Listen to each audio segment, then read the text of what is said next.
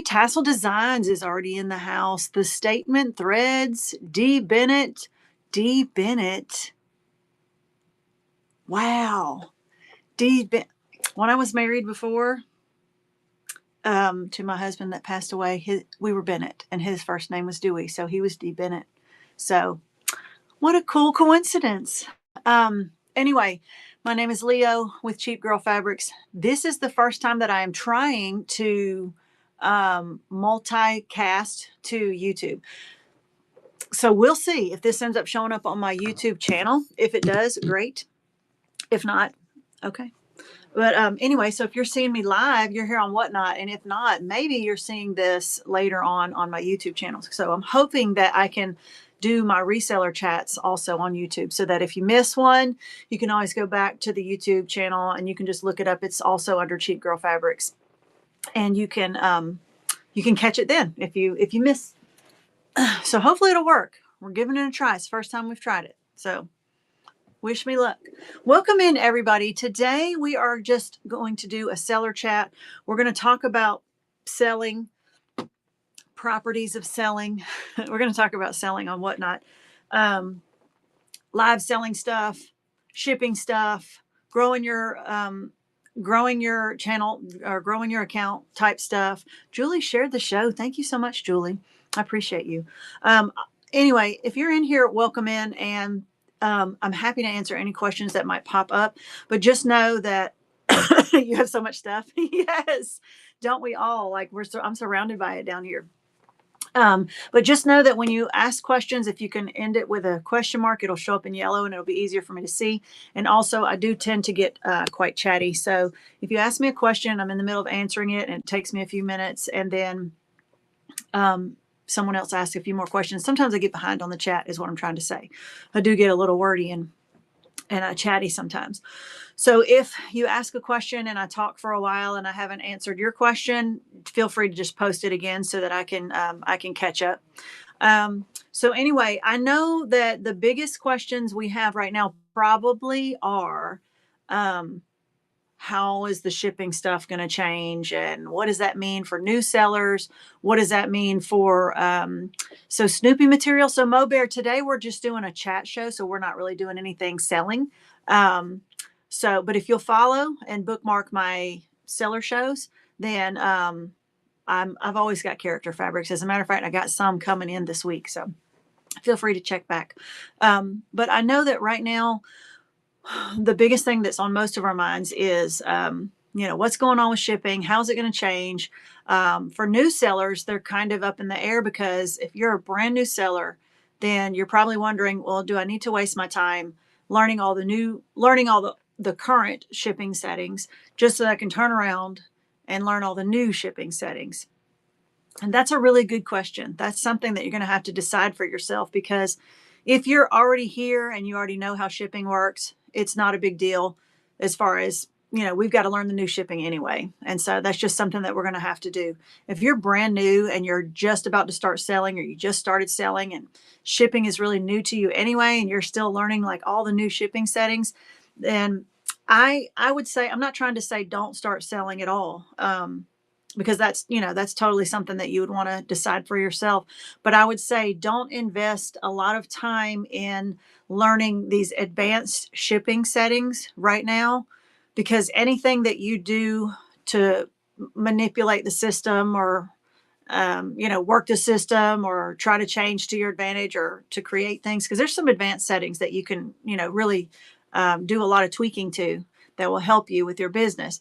But it takes quite a long time, to play around with all the different settings. And then you have to try a show and then see how it works, and see what worked and what doesn't, and what you need to change and tweak. So I wouldn't get real deep into like all the fine advanced shipping settings if you're new and you don't already know them for right now, because in 3 to 4 weeks, a lot of the shipping settings are going to change. And so whatever it is that you're learning now that works for you is going to be out the window, and you're going to have to relearn anyway.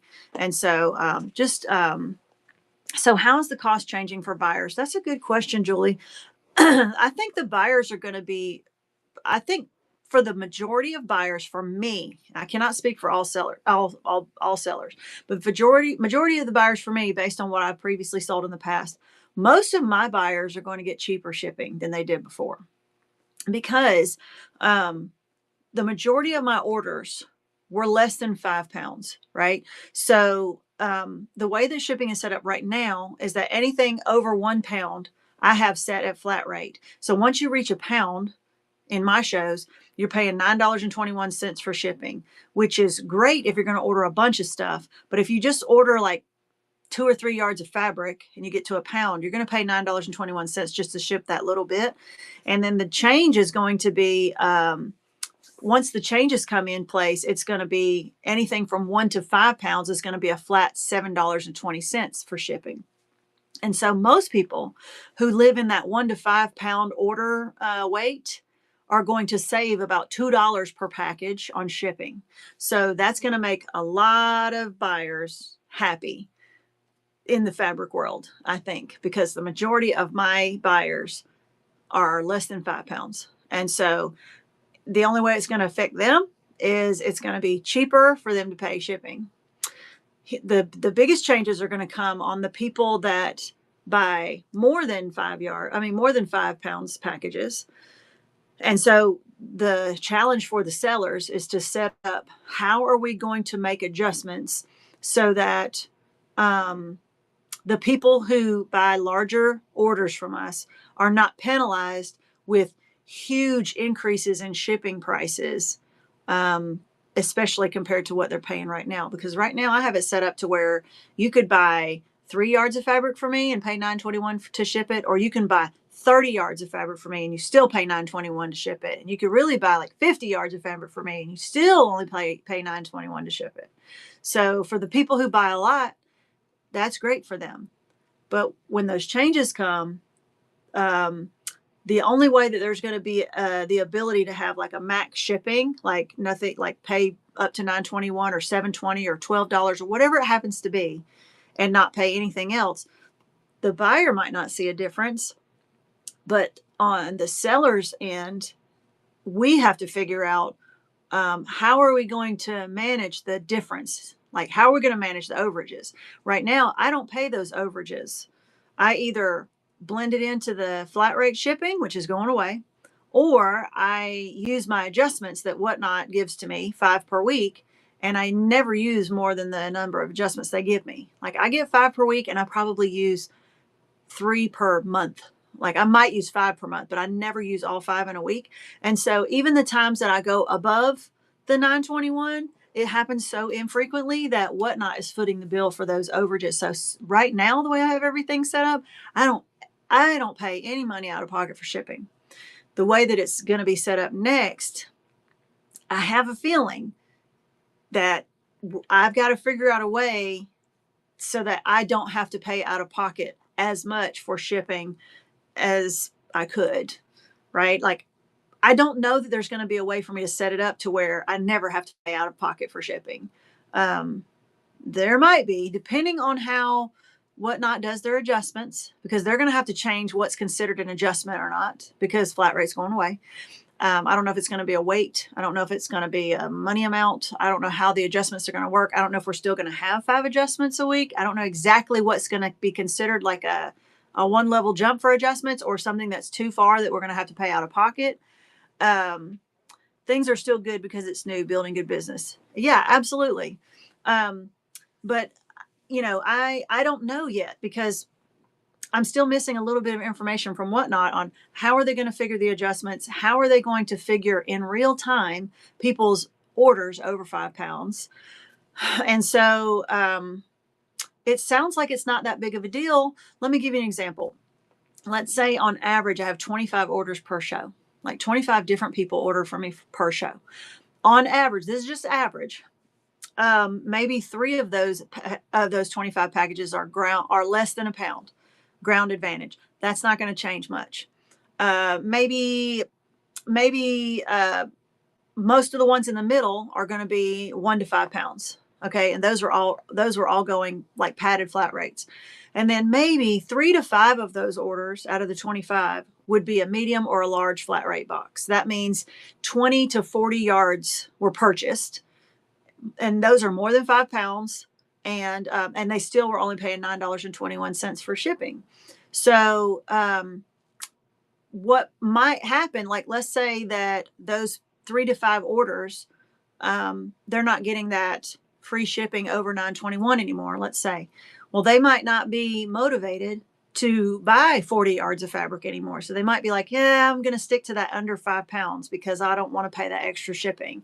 And so if they cut off their orders at 5 pounds, I might still have 25 orders, but I might not have any orders over 5 pounds, which means I still have the same number of people buying from me, but those 3 to 5 orders that were over 5 pounds in every show, those were $80, $100, $150 orders.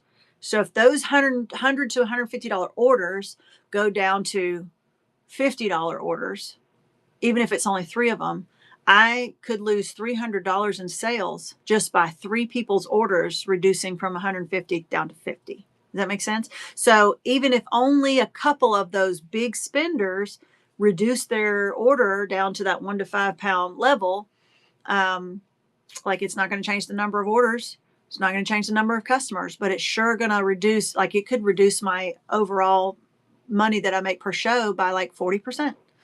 And so that's what I've got to figure out. How do I manipulate these new shipping settings so that I'm still encouraging those big spenders to continue to be big spenders, right?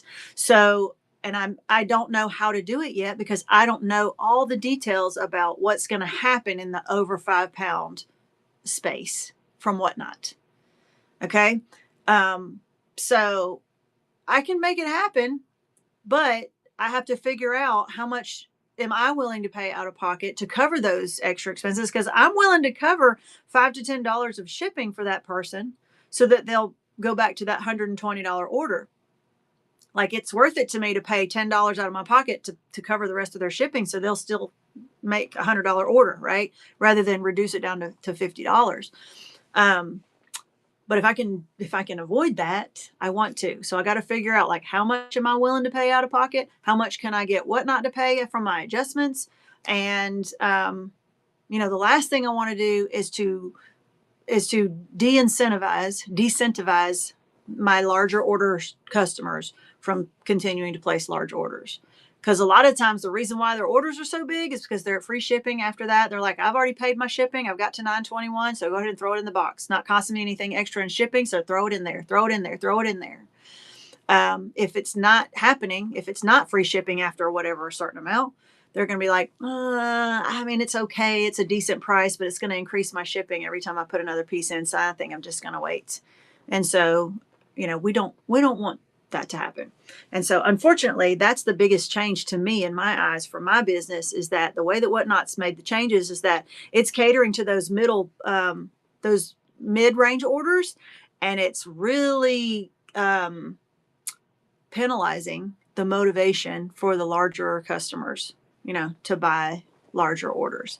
And so we as sellers have to figure out, how do we manipulate this new system to make that work for us still. And so there's been some talk about how to do that, and between other sellers and things like that. And I've heard some people, we're all kind of working on it. So, I mean, I've heard some things thrown out there. I've heard a couple of the big sellers are talking about maybe doing free shipping.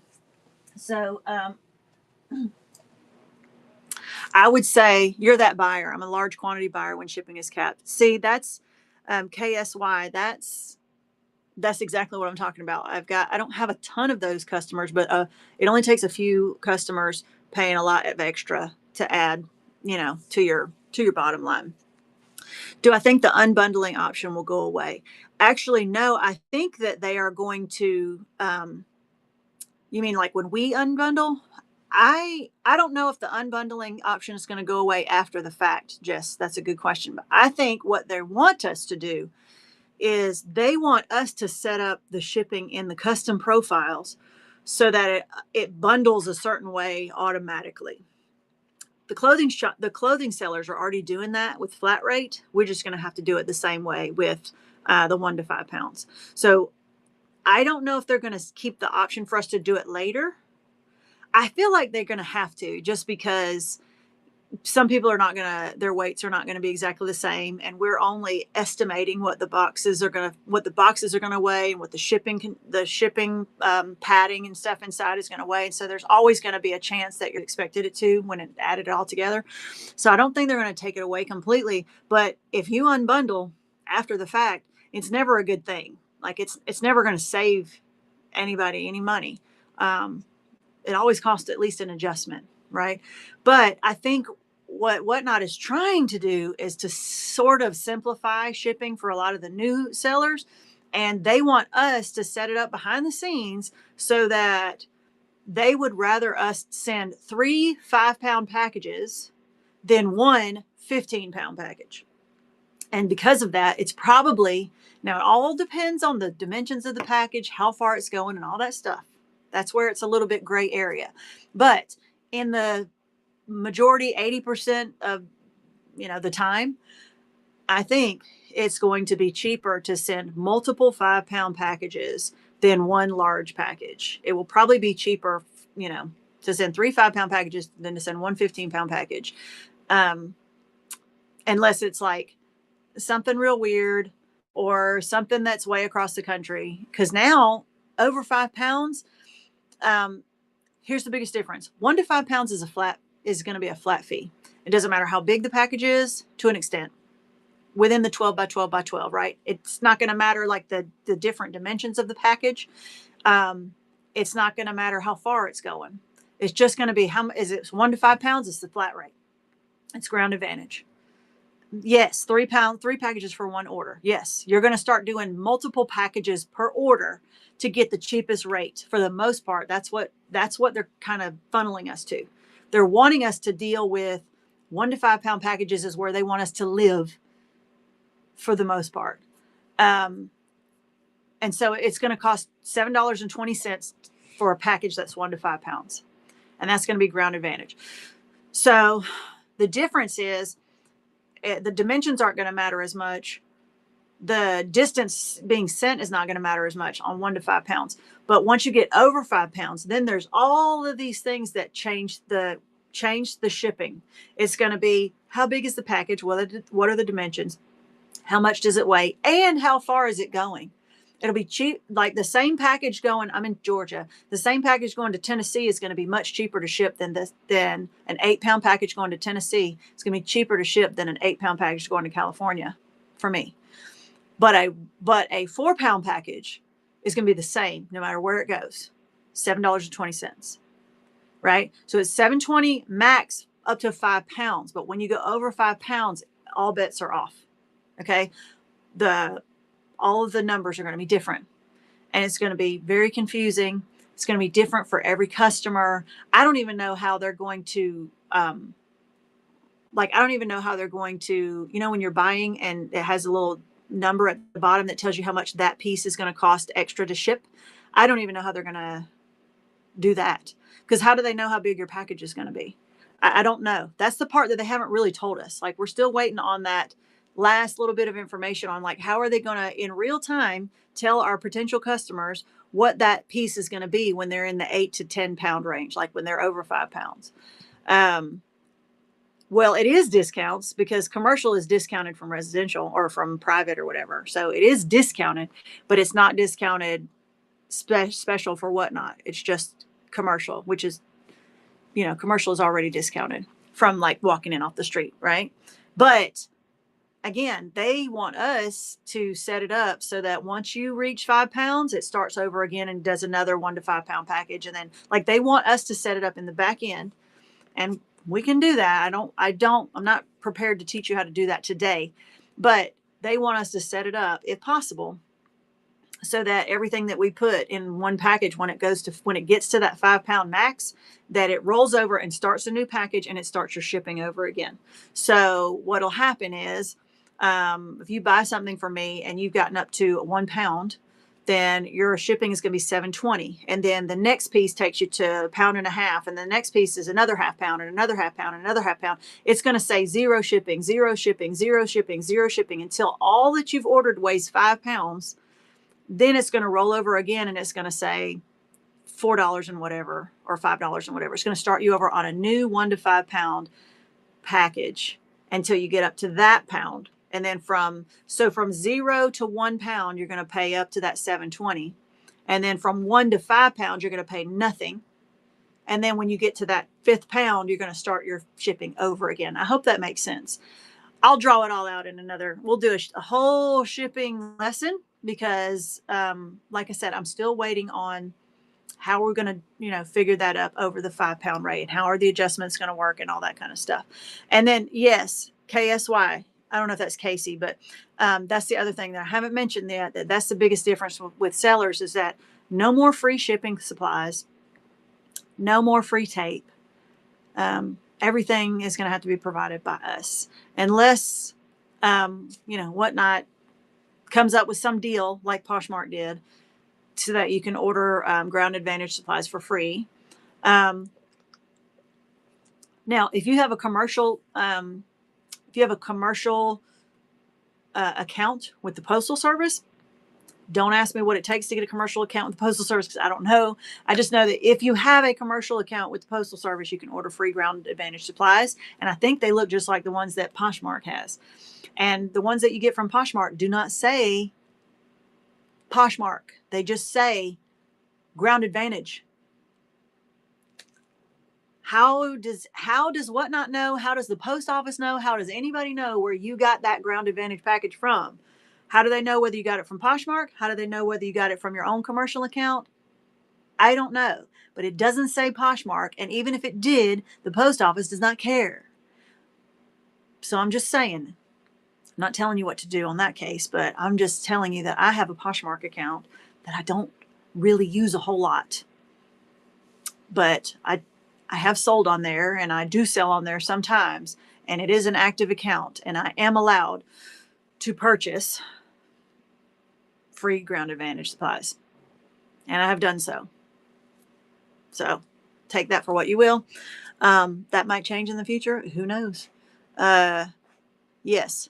So I've had 2 shows. I work a full-time job. I need things to be simple. So Creative Little Life, it's probably going to be a little simpler on the newer sellers, because having flat rate was kind of confusing in the beginning, because there's a lot of different options, and it's simple to me now because I spent so much time, setting it all up. They're trying to simplify it for new sellers. And what they've done is same thing for the buyers. They're trying to encourage buyers to buy in 5 pound packages. They're also trying to encourage sellers to set up 1 to 5 pound packages. So if you can learn how to set up 1 to 5 pound packages, you won't ever have to worry about over 5 pounds and what kind of a box you're going to need, and what's the largest piece, and where is it going, and all that stuff. You don't have to worry about that. But the problem is going to be, what happens when you're selling these giant, what happens when you're selling golf clubs and they're really big pieces, right? What happens when you're selling items that weigh more than 5 pounds each? What happens, what if you sell something that weighs 8 pounds? What if you sell a bowling ball and it weighs 12 pounds? You cannot split the bowling ball into 2, 3, 4 pound packages. So inevitably there's going to be some times where what you sell automatically is outside of that 1 to 5 pound package rate. And I can't answer on how that is going to work exactly. And I may not know for a while, because I don't sell things that weigh that much. Maybe they'll start working with UPS or FedEx. I don't know. I haven't heard that. I'm just saying, I don't know. So I can't speak to those large things. But since I sell fabric, I don't have to worry about one item being heavier than 5 pounds, or one item being too large to fit in a really big box. I just break things into smaller pieces. And so if somebody has 10 pounds of fabric, they got a lot of little pieces of fabric. And so I can split it up in the way that I need to, so that I can make multiple 1 to 5 pound packages. So here's it's supposed to start on August 1st. They said no earlier than August 1st. So assuming they're ready with everything, August 1st, you never know. They may delay if it's not ready. I don't know. Or they may start rolling it out slowly to some, because they usually do that. WhatNot usually doesn't just overnight just change everybody's stuff. They usually just roll it out in phases. So it's probably going to You'll just be waiting around, and one day suddenly all of your stuff will change over to Ground Advantage. So yeah, my decor fabrics, when I bought those, I was thinking I could put them in flat rates. And now I have 300 rolls of home deck fabric that's heavy and thick and probably weighs a pound a yard. And that's going to be hard to figure out how to be cost effective to ship that. And so it's going to change the way I source in the future. From here on out, I'm not going to be looking for weirdly shaped things and smaller items and things like that. Yes, Tian, sorry about that. So we're not selling anything today. We're just doing a seller chat, and you're welcome to stay and ask questions if you'd like to.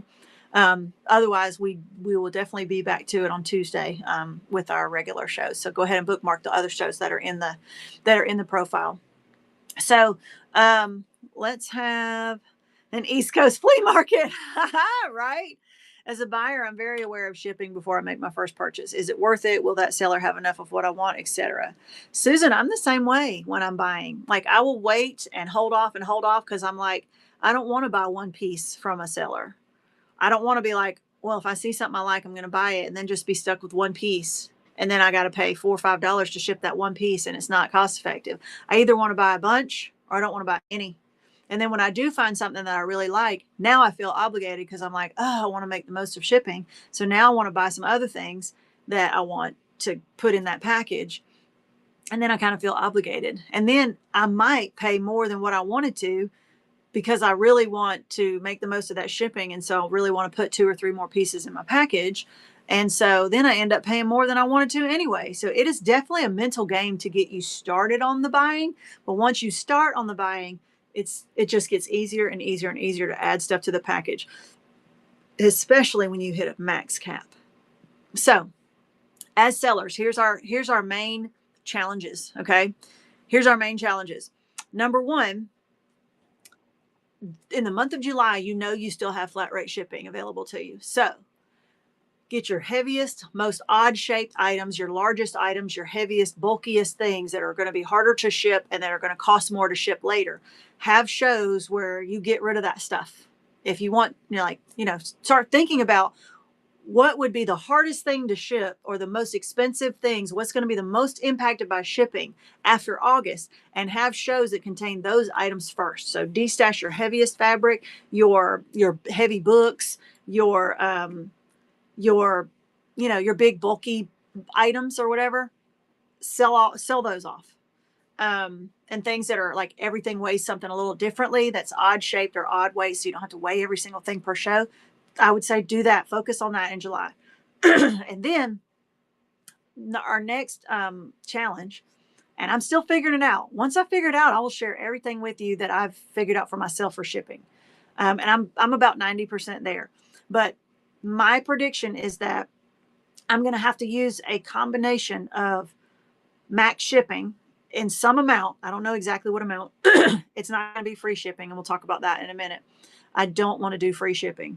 And it's not just because I feel like it'll cost me more money, but we'll talk about that in a minute. But I need to know, like, I will use a max shipping. I just don't know if it's going to be $7.20 or if it's going to be $14.40, which is 2 5-pound boxes, or somewhere in between. I feel like it's going to be somewhere in between the $7.20 and the $14.40, somewhere in there. My mind's saying something like $10, $11. But in order for me not to have to pay out of pocket for those items that go above that, I'm going to have to use a combination of coupons, custom shipping profiles, and buyer rewards. Okay, so there's a buyer rewards program that you can give to your customers that will give certain incentives. I don't know all the options on there, so I'm going to explore every option that I can try on the buyer rewards tier, because those are also going to start in August. And then coupons. So either coupons through the buyer reward tier or coupons that I offer to people. Like, if you spend over a certain amount, you can use this coupon and you can get free shipping over such and such. I haven't used coupons enough to figure out, how to create them so that they work in a certain way. And so between coupons, buyer rewards programs, and custom shipping profiles. How does that help the seller? So Timber Hill, it helps the seller because if you can figure out a way to come out of pocket the least amount, like you might still have to come out of pocket a little, but I would rather come out of pocket $4 on somebody's shipping to encourage them to spend an extra $60 than to not come out of pocket and $4 and just say, you just have to pay the whole amount. And people are like, I'm not going to do that. I don't like the fabric enough. And so I'm just going to stay within the lower, below the 5-pound mark, which is about 12 to 13 yards of fabric. And once they get to that point, they're like, okay, I'm done. So I would rather pay a little out of pocket to encourage them to spend much more, however much more that they decide. And so, we're going to come out of pocket somehow, some way, but I'm trying to make that the least amount possible. And I'm only going to have to come out of pocket for those large orders. So again, those large orders are only maybe 3 to 5 orders per show. So I'm really only going to have to come out of pocket for those 3 to 5 extra orders. And so I just have to figure out how much am I willing to come out of pocket, and how can I encourage my buyers, to keep going and call that the max shipping. And how do I incorporate that? The seller is going to pay for the coupons. So I have to figure out, do I offer coupons to everybody? Do I offer coupons to people over a certain amount? I don't know how the coupons work exactly. So I don't know what the parameters on making coupons are. That's why I can't teach you yet. But once I figure it out, I will teach you. I will show you what I've figured out. But if we can have it to where there's a coupon that's get free shipping over a certain amount, or over, free shipping up to, or free shipping after so-and-so, or buy $100 and get a $10 credit or something like that. But yeah, it does come out of my pocket. But if it encourages somebody to buy way more than what you're paying for that extra on that coupon, then it's a benefit, right? And if only a few people are doing that, then it will encourage people to buy from you when somebody else might not be doing it. If you don't have some kind of incentive to encourage people to buy large orders, they're not going to buy large orders from you as often. I mean, they will sometimes, but they're going to find the buyers are so smart, and they talk to each other. So as soon as they find the sellers who figured out how to max the shipping out and how they can get the most out of large order shipping, they're going to go more often to those shows. And so you're going to get more people buying from your show because you're going to be one of those ones that has that capped off shipping in some way, or that has a coupon to cover the extra shipping, or that has a buyer rewards where they can get free shipping on certain amounts. So we're going to have to figure out what's the combination to set your show up quickly so that you can start being one of those leaders, because everybody's going to be asking on August 1st, who's doing the best shipping options. A lot of buyers we're going to have a big slump in August, because buyers are going to be like, I don't know how the shipping is going to work. So I'm just going to hang out. I'm going to go to the shows and just kind of see, but I'm probably not going to do a lot of buying until I figure out who's going to have the best deals on the shipping. Right. So we're probably going to have a really slow August as sellers until we can convince our buyers it's going to be okay. It's not going to cost you a whole lot more than it did before, or it's going to cost you even less than it did before. And so until they start finding their new favorite buyers or new favorite sellers, right? On my other platform, I'm used to charging a flat rate of $5.99, and I cover the rest. Most expensive package I ever sent was $10 and something. So Timber Hill Shop, you might do something like that. You might have a $5.99 max shipping, and then you just pay the rest. But you have to work within what WhatNot's going to charge. You can't choose your own. The problem is you can't choose your own. You can't just say, well, I'll just use FedEx if it's a really heavy box, because that's not an option. Can't use UPS. You have to use a postal service. So it's whatever WhatNot charges for those larger items. And they've already told us over 5 pounds is going to be cost prohibitive to ship. So, I don't know where you are, but I'm on the East Coast. So if I said I'm going to ship, and somebody from California buys 25 pounds worth of fabric from me, and I put it all in one box, and they've only paid $7.20, I might have to pay $25 more in shipping to get it to them. Or I might have to unbundle and put it in different little packages, and I still might have to pay $15 or $20 extra to ship to them, or use adjustments or whatever. So, it's not just about what do you think is the best and what will work. It's what will work within WhatNot's parameters, because you still have to set it up within WhatNot, within how WhatNot has it set up. Does that make sense? And so, it will be. it might not be different for some people. It might not be different at all for some people. People who are already having smaller packages and don't sell very large items or don't sell very heavy items, not just fabric sellers, but everybody. For some small sellers, people who sell smalls, they might be like, this is awesome. All of my customers are about to get a discount. So for people who sell small trinkets and jewelry and things like that, this is great for them because their customers are about to get reduced shipping, and it might not affect them because they might not ever sell anything that's over 5 pounds. For us fabric people, it's going to help a lot of our buyers, and then it's going to also hurt a lot, not a lot, but hurt the few people who are larger sellers. So we got to figure out, do we want to pass along that that extra shipping, that is going to be a lot of extra shipping? Do we want to pass that whole thing along to our customers, or do we want to help eat some of that to encourage our customers to continue to buy those larger orders? Because if we don't eat some of it, they're not going to buy as much. They're just going to stay in the 5 pounds. And if that's what they're doing already, then it's not going to affect you too much. But I need those extra 3 to 5 customers to spend $80, $90, $100, $150 per show. I need those 2, 3, 4 customers to do that, because otherwise I'm losing $300 a show, and I can't. I'd rather spend $30 in shipping and get that extra $300. Do you know what I mean? And so I have to really, be cognizant of, not that I don't appreciate all of my 1 to 5 pound customers, because they make up more than half of my sales. So I don't want to lose them either, but they're already going to be taken care of with this new shipping. They're going to be saving money already. So they're happy. They're already happy. I don't have to worry about like manipulating anything or eating any costs, because they're already getting a discount and they are fine. And I'm fine, and we're all fine. So what I'm trying to do is like, let's find, our super fans, our big spenders, our large order people, and figure out how we can reward them for continuing to be large order people from us, and not penalize them for being a large order person from us. Because if you penalize them, they're not going to be a large order person anymore. They're just going to be like a 1 to 5 pound person, which we still appreciate very much. But I don't want to lose that income. I don't want to lose those sales. Karen says, new sellers sold 129 items on the first show on Friday. All my shipping labels from small yardage, whatnot, made them ground advantage. That's awesome. So it must have all been for less than a pound. Because anything from 1 to 5 pounds right now is automatically priority. So yeah, more bang for your bucks. Exactly. So do you have these buyer shows like this on every Sunday? I don't. I do have them. I try to do them about twice a month. So I can't have them every single Sunday because I do talk a lot and it takes time away from my family. So I do them about twice a month. You always use ground advantage.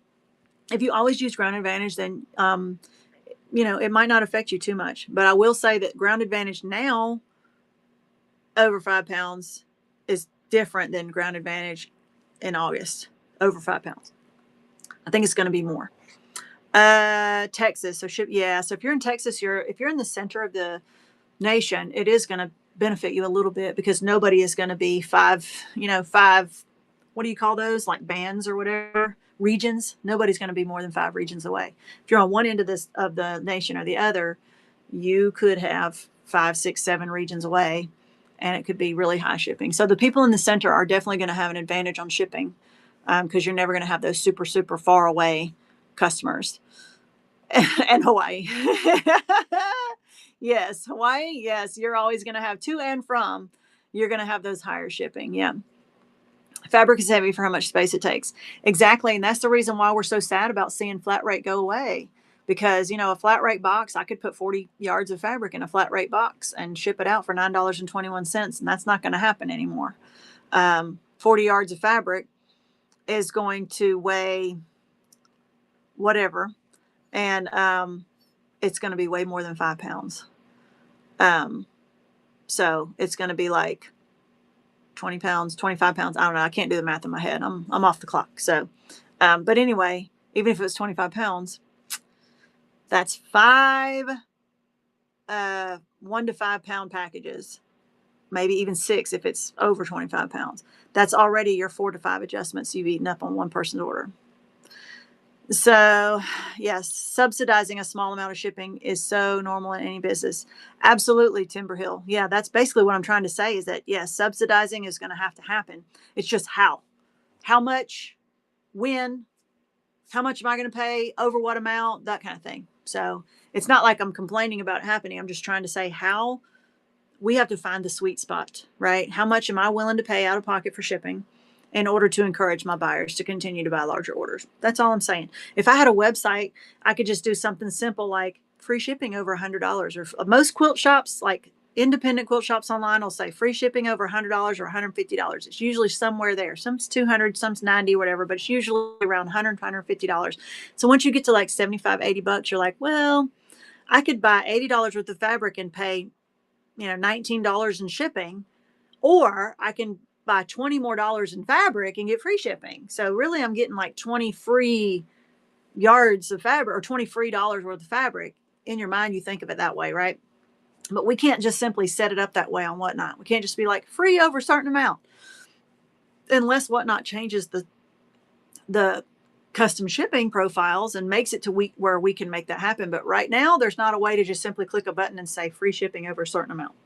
We have to use it with coupons. We have to use it with buyer rewards somehow. We have to it's a little more complicated, right? We have to really manipulate the back end to make that happen because most of the time the settings that you're using is for everybody. So we got to figure out how do you make a setting that only counts for certain buyers and not others. That's where the buyer rewards come in. So we have to combine the buyer rewards, with the coupons and with the adjustments. And so I just don't know what the right combination is yet, but I'm working on it. So, and as soon as I figure it out, I'll share it with you and you don't have to use it, but yeah, is tracking available on ground shipping? It is. So D Butler, have you ever shipped anything that was less than a pound and it went ground advantage into like a little tiny poly mailer and you can still track it? So yes, it is available. The insurance is not available. Flat Rate has an automatic $100 or $150 or something like that of insurance. So insurance is not automatically available on Ground Advantage. So I don't know how that's going to work. I don't know if we'll even have the option to add it.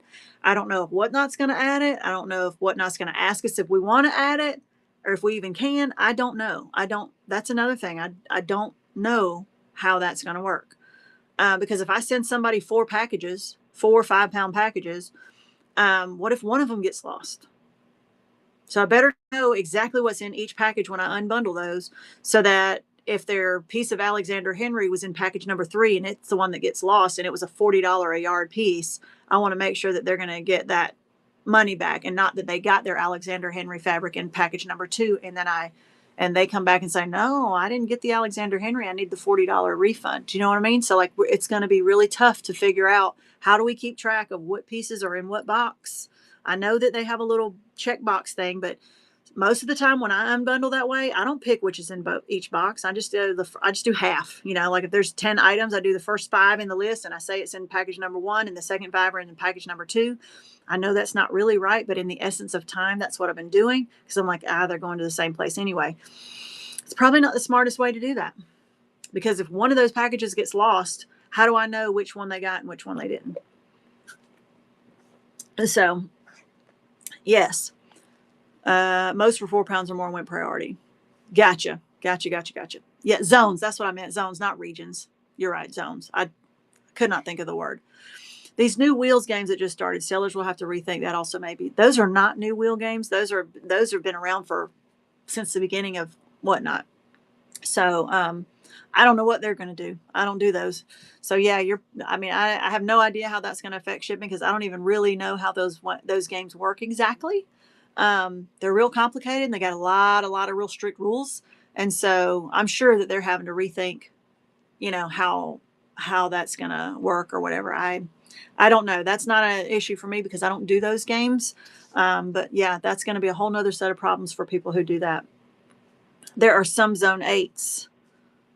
Yeah, I wasn't sure how many zones there were because we never had to worry about it before. We didn't have to worry about which zones because Flat Rate didn't matter what the zone was. If it fits the chips.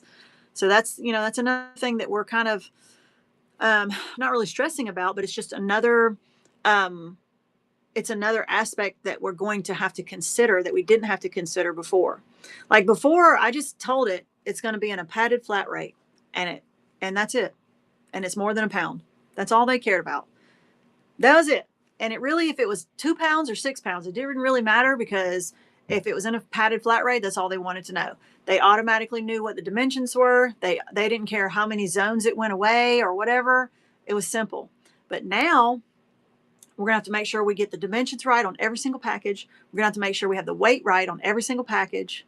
And if somebody has a large order, we're going to have to break it down into smaller packages. So we're going to have to get the dimensions and the weight on every single package and make sure the right label goes on the right package. It's not hard. It's not hard at all. It's that when you have a system that's really streamlined and simple and fast, this is going to slow it down. If you sell 20 items in one show and you have one show a week, it is not going to affect you that much. But when you sell every day, like people who, like, this is my full-time job. This is my entire income. WhatNot is 100% of my income. So I have 10 shows a week sometimes. Sometimes we have 200 or 300 items per show. Sometimes we have 2 shows a day. So shipping right now takes 30 minutes to an hour at the end of the show after we cut. Cutting takes 3 hours sometimes. So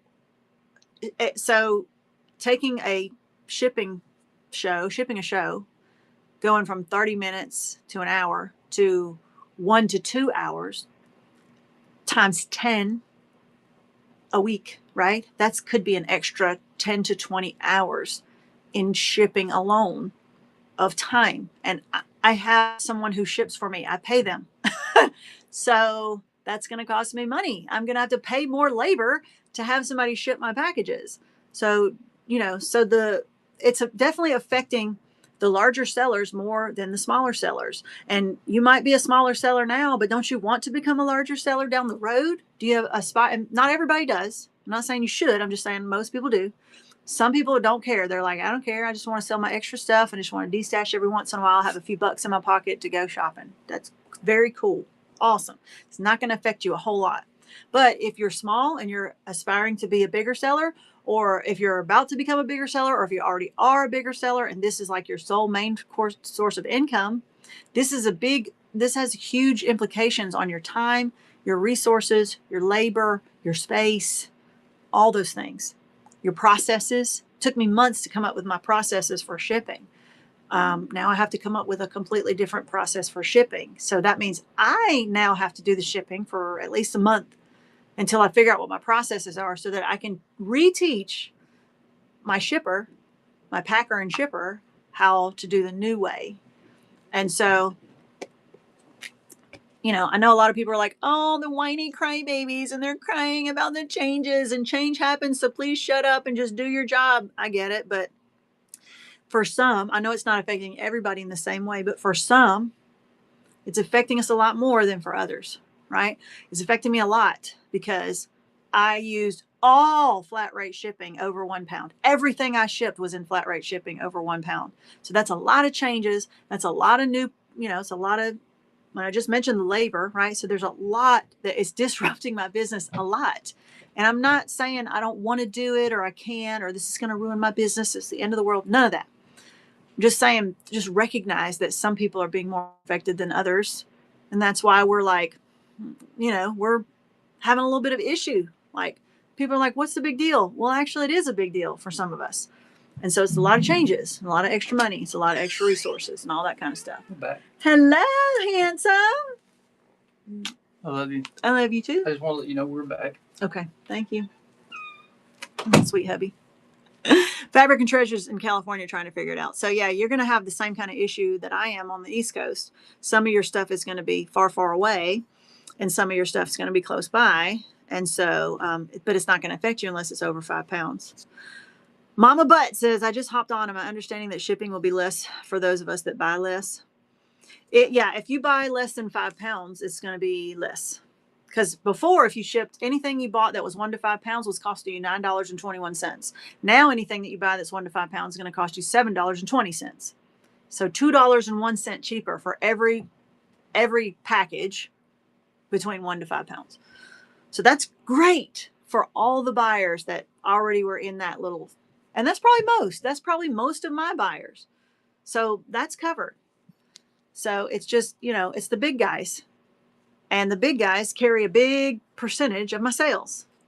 So I have to figure out, I want to keep my big guys happy too. My medium guys and my small guys, you know what I mean, buyer wise, they're already happy because their shipping is already cheaper and I'm happy for them. So those guys are, they are appeased. My big spenders, this is going to hurt them unless I make some changes that help. But 40 yards made you a significant amount of money. Exactly, Timber Hill. I feel like we're saying the same thing, and maybe maybe I'm saying it in a different way. Like everything that you say, I'm in total agreement with. So, but it seems like we're saying it in a different way. But I am 100% agreeing with everything that you say. Sellers will have to buy their own boxes after August. Yes, you will have to buy your own boxes unless WhatNot comes up with some kind of a deal. Or unless you get a commercial account with you postal service and you're able to get free ground advantage supplies from them. Poly mailers are super fun and cute, and buyers love seeing them. They are, and but poly mailers are not cheap. They seem like they are, but if you get if you get the cheap poly mailers you can find on Amazon or whatever, I've used them before, and I've had customers come back and say, "Hey, these ripped." So if you're going to just use poly mailers, then you're going to have to make sure that you get the thick ones, at least 2 mil, 2.5 mil. The larger ones, you probably need 3 mil, so that they don't rip in transit, or double bag them. You might have to double bag them if they're smaller or whatever. So they're easier to manipulate when you throw them around. But if you get those real cheap ones that are thin, they're not going to last in the, in the mail. And so you just have to make sure that you get really good quality poly mailers. I'm probably going to start doing bubble mailers, and I know those are really expensive, but I'm probably going to do like 2 different sizes of bubble mailers, and I'm trying to figure out right now what size is going to be required for me to have for those sizes, and so that I can buy like 1,000 at a time, so I can get a little bit of cheaper bulk rate. But that's another thing. As sellers, here's what you need to be doing: try to figure out what the average size packaging that you use now, that you think you will probably use later, and start buying those poly mailers or bubble mailers or boxes or whatever packaging. You got to do it now. If you wait until August and you have a show, you're not going to have anything to pack them in. So you need to start, like, by next week or two, you need to know what size mailers or boxes that you need and go ahead and order them, because it could take up to a week before you get them, and money, right? You got to come up with the money. So you already, like, as sellers, we already need to be thinking about what size packaging do I need to buy for myself, so that as soon as the August comes and the new shipping stuff takes effect, all I have around me are postal service packages, right? So I got to replace that with something else. And so I got to start buying that stuff. Exactly. You got to be proactive. Will this increase item pricing? Kathy's Corner, I'm so glad you asked that, because that's what I'm going to address as far as free shipping goes in just a minute. Fourth Ab says, I tested my poly bag yesterday. I can fit 13 and a half yards in it, and it's just under 5 pounds. That's double bagged with labels. See, there you go. I knew it was somewhere around 12, 13 yards. And of course, it depends on the manufacturer. Like if it's Kona, it's going to be a little more. If it's like some thinner stuff, it's going to be a little less. So maybe figure 12 to 13 yards if it's quilting cotton, and there's your 5 pounds. But what happens if it's flannel? What happens if it's a piece of fleece, or something? And so you gotta, we might have to change the way we sell our shows. We might have to change to where we don't have so much of a variety in each show. If you're going to sell flannel, you might just do a whole separate flannel show, or a whole separate section in your show that's flannel, that you make sure that you price, differently or whatever, because not only is it going to be a different weight, but it's also going to be a different size. And yeah, it might not matter if you only are doing 1 to 5 pounds, but it's going to make your package bigger. And so if you're only buying one size package, it might not fit in your package anymore. So, we got to think about those things too. Is not bought worth it for a new buyer? So Reeds Grow Quilt Co. I will say this. If you can afford it, even as a small buyer, I think it's great. I use it, and for me, it is invaluable, but I'm a larger seller. I would say, and it's $30 a month. So I would say that depending on how much you sell and how often you sell, it might not save you $30 a month if in the very beginning. But if you think you're going to get bigger and you already can tell you're going to get bigger and you want to go ahead and start that and put it in your system so that you already know how it works and you can let it grow with you, absolutely. Because there's also some analytics that are part of that too that I haven't even scratched the surface of everything it can do. But I think so in the beginning when you're a new seller, it's just kind of like it's optional. Do you know what I mean? Because it is an expense. If you can afford it and you want to try it, go for it. You can get a 7-day trial for free. So see if you like it. For somebody like me, the way that I do flash sales and the way that I do my stickers and everything, every show I was spending about an hour after every show writing out stickers. And let's say I do at least 30 shows a month, sometimes more. Well, $30 saves me 30 hours or more in writing stickers. So for me, absolutely worth it. That comes down to $1 an hour. That's cheaper than any employee that I can hire, right? And so for me, 100% hands down worth it. And so yes, I knew you meant seller. I read it too, and I knew what you were talking about. So Kathy's Corner asked, is the shipping changes going to change pricing? And I would say probably, especially if some of these big buyers are like, I don't know, I think I might do free shipping. And I can't tell anybody what to do.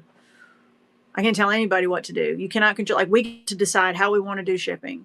But I sincerely hope that they would really, really think about not doing free shipping, at least for everything. I'm not saying don't ever do it, but because free shipping is not really free. All right. So think about it like this. If I'm a big seller and I decide to do free shipping, that means you're not going to pay for the shipping cost, but you're going to pay for it in some other way, which means my prices are going to be higher. So the price on every single piece of fabric is going to be higher no matter how much you buy or how little you buy. There's still no incentive for you to buy a whole lot more because I got what I wanted and I didn't have to pay for shipping. So why would I buy more? Like, don't you think there should be a delineation between you're going to pay shipping up to a certain amount and then after that it's a reward for buying more? If you reward everybody with free shipping, that means everybody pays higher price.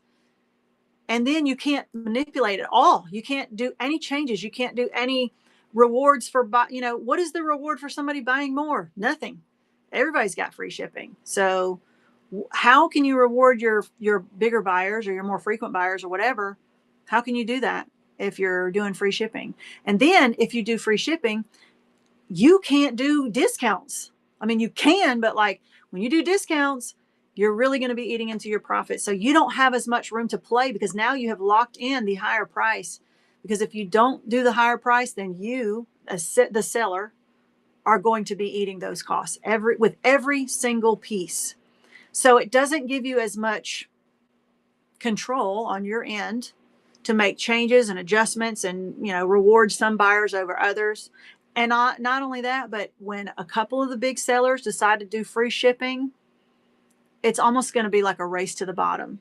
Because if a couple of the big sellers do free shipping, it's almost like none of us are going to be able to get anybody to come to our shows unless we also do free shipping.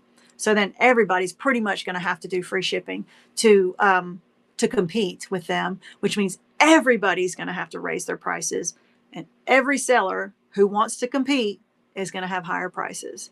So it might be good for the smaller guy, I guess, the new sellers who don't have very many, who are like, I'm not doing free shipping. I'm just going to do really, really cheap packaging, or whatever. It could be your chance to get in like as a smaller seller. But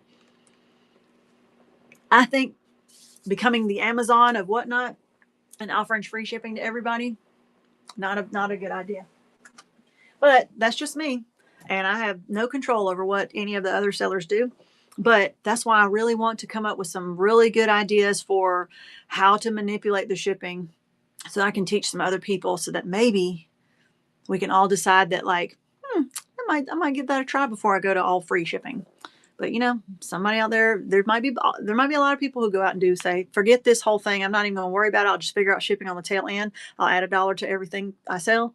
And over time, it'll just, it'll absorb into the cost of my stuff. And then I don't have to worry about figuring anything out. I mean, that could happen. Ground Advantage definitely has insurance. It doesn't have it automatically included, I don't think. Does it? I think you have to pay for it extra. The Priority has automatic insurance. I don't think the Ground Advantage did. Is there a thermal printer that you recommend? Well, I use Rollo, but I don't know if I would recommend it.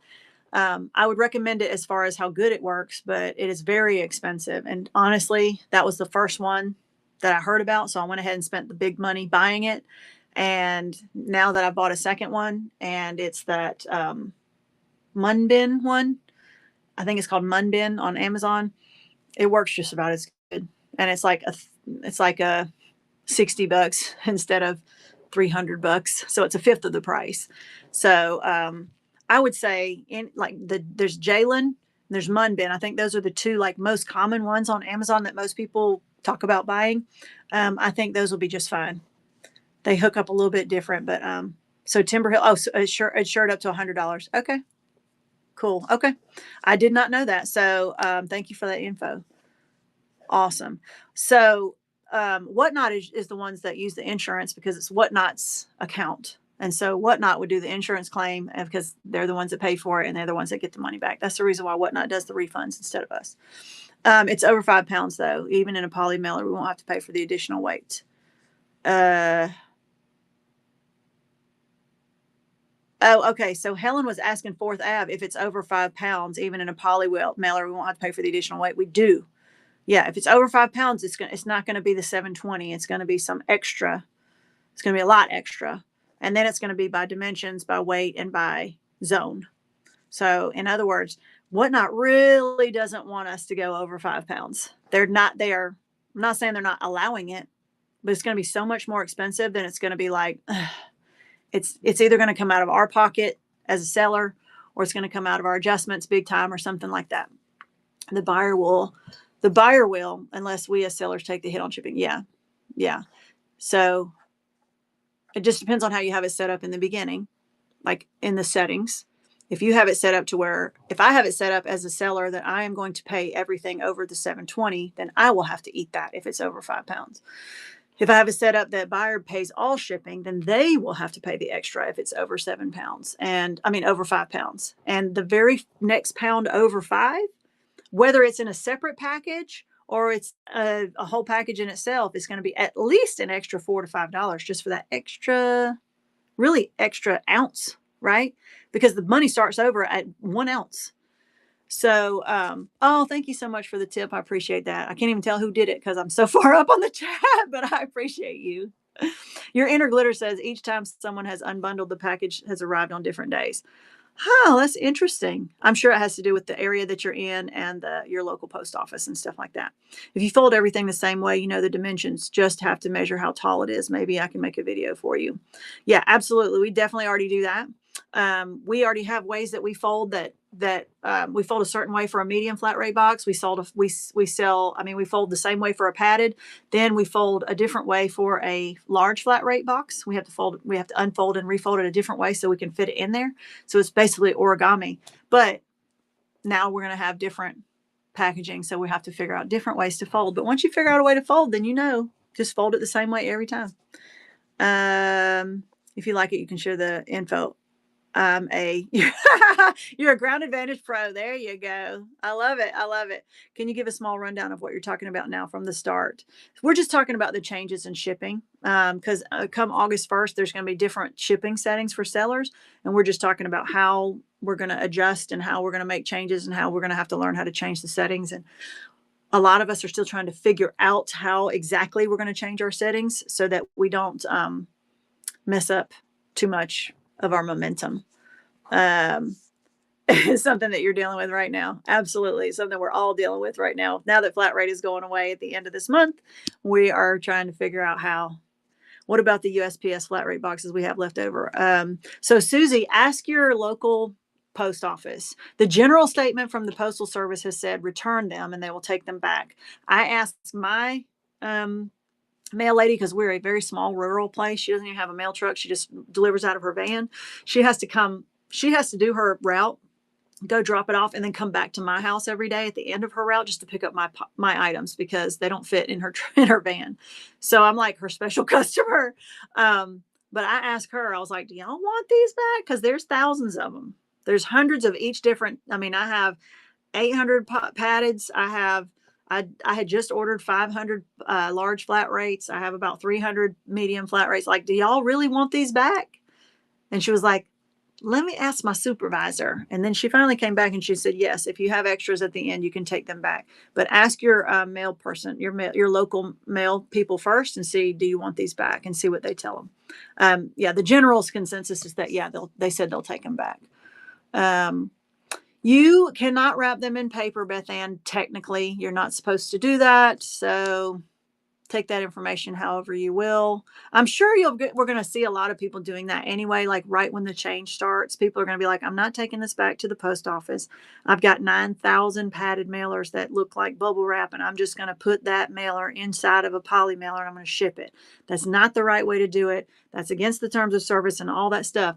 But I'm telling you, you're probably going to see a lot of people doing that, at least until they have run out of the ones that they've already, the big sellers. What they're going to do about that, I don't know. I'm not recommending it. I'm just saying people are probably going to do it a lot. And a lot of people are going to complain about it. There's going to be a lot of arguments on Facebook groups about it or whatever. People are going to do it. I don't know what the post office is going to do about it. I don't know what WhatNot's going to do about it. So I just figure you do you, and I ain't worried about them. All right. Our train on Wednesday used all my credits for the week because the decor fabric is heavy. Same. I actually used 4. I had a home deck show and I sold like 50 chunks of home deck, and I had to use 4 adjustments in one show. And I hardly ever do that, but I still had another left over. And so here we are in the next week. So it was fine. It could be costly if done incorrectly. Absolutely. Oh, I'm way behind on chat. Hold on. Look up You Pack and Ship. I love their poly mailers. Gotcha. Will we be able to wrap any uncycled flat rate boxes in brown paper to use in the box? So technically, no, that is against term of service. And like I said, I'm not saying people haven't done it. I know there's plenty of people who have done it, and you probably heard stories about, "Oh yeah, I've done it, and so and so's done it. Nothing's ever happened." Okay, but that doesn't mean nothing will happen. Retired postmaster here. Anytime we feel you're using a priority wrapped in paper, we can open and charge the postage due. So there you go, straight from the postal postal postmaster. Yep. So like I said, just like saying you're not allowed to speed on the interstate. Do people do it? Absolutely. Does everybody who speeds on the interstate get pulled over and get a ticket? No. But does that mean any of you can? Any of us can? All right. Yes. Does it happen often? No. Same kind of thing. I was going to say the USPS will know the box sizes. Yeah. Yeah. Yeah. Just depends on, it's just going to be some people are going to get caught and some people aren't. And you're going to take that chance. We know the minute we pick it up what box is inside. I'm sure. I think the ones that'll be the most incognito will probably be the paddeds. You take a padded and you fold it over and you stick it inside of a poly mailer and then you tape it up a bunch. It'll be probably the least conspicuous. I'm not saying you should do that. I'm saying that's probably the one that would be the hardest to recognize as soon as you pick it up. But can't stimulate for increase in sales. I'm not sure exactly what that means. Thank you for explaining all this craziness to us. Well, I don't know all the answers. I don't know all the details either.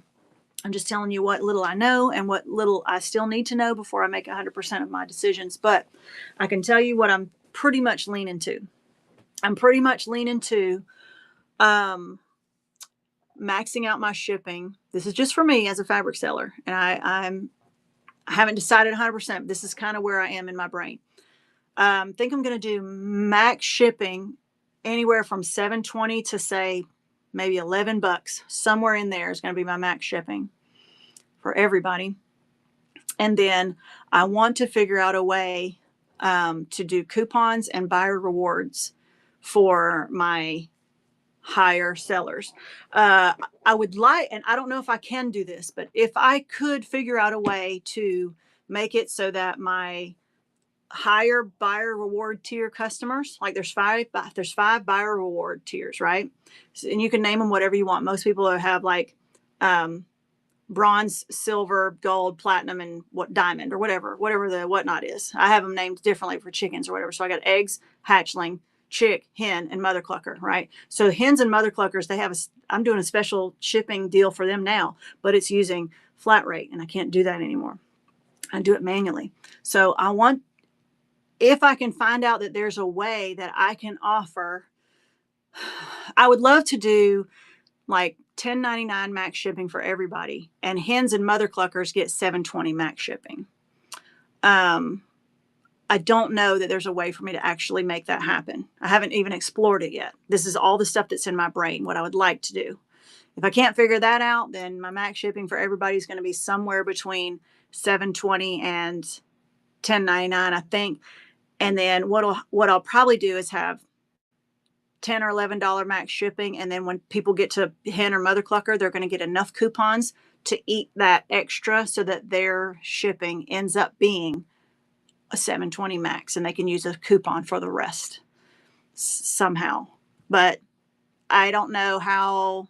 Again, I don't know all the details on how to make that happen because I haven't messed with it yet. I will figure it out somehow. When I do, I will teach you. But that's kind of where my brain is.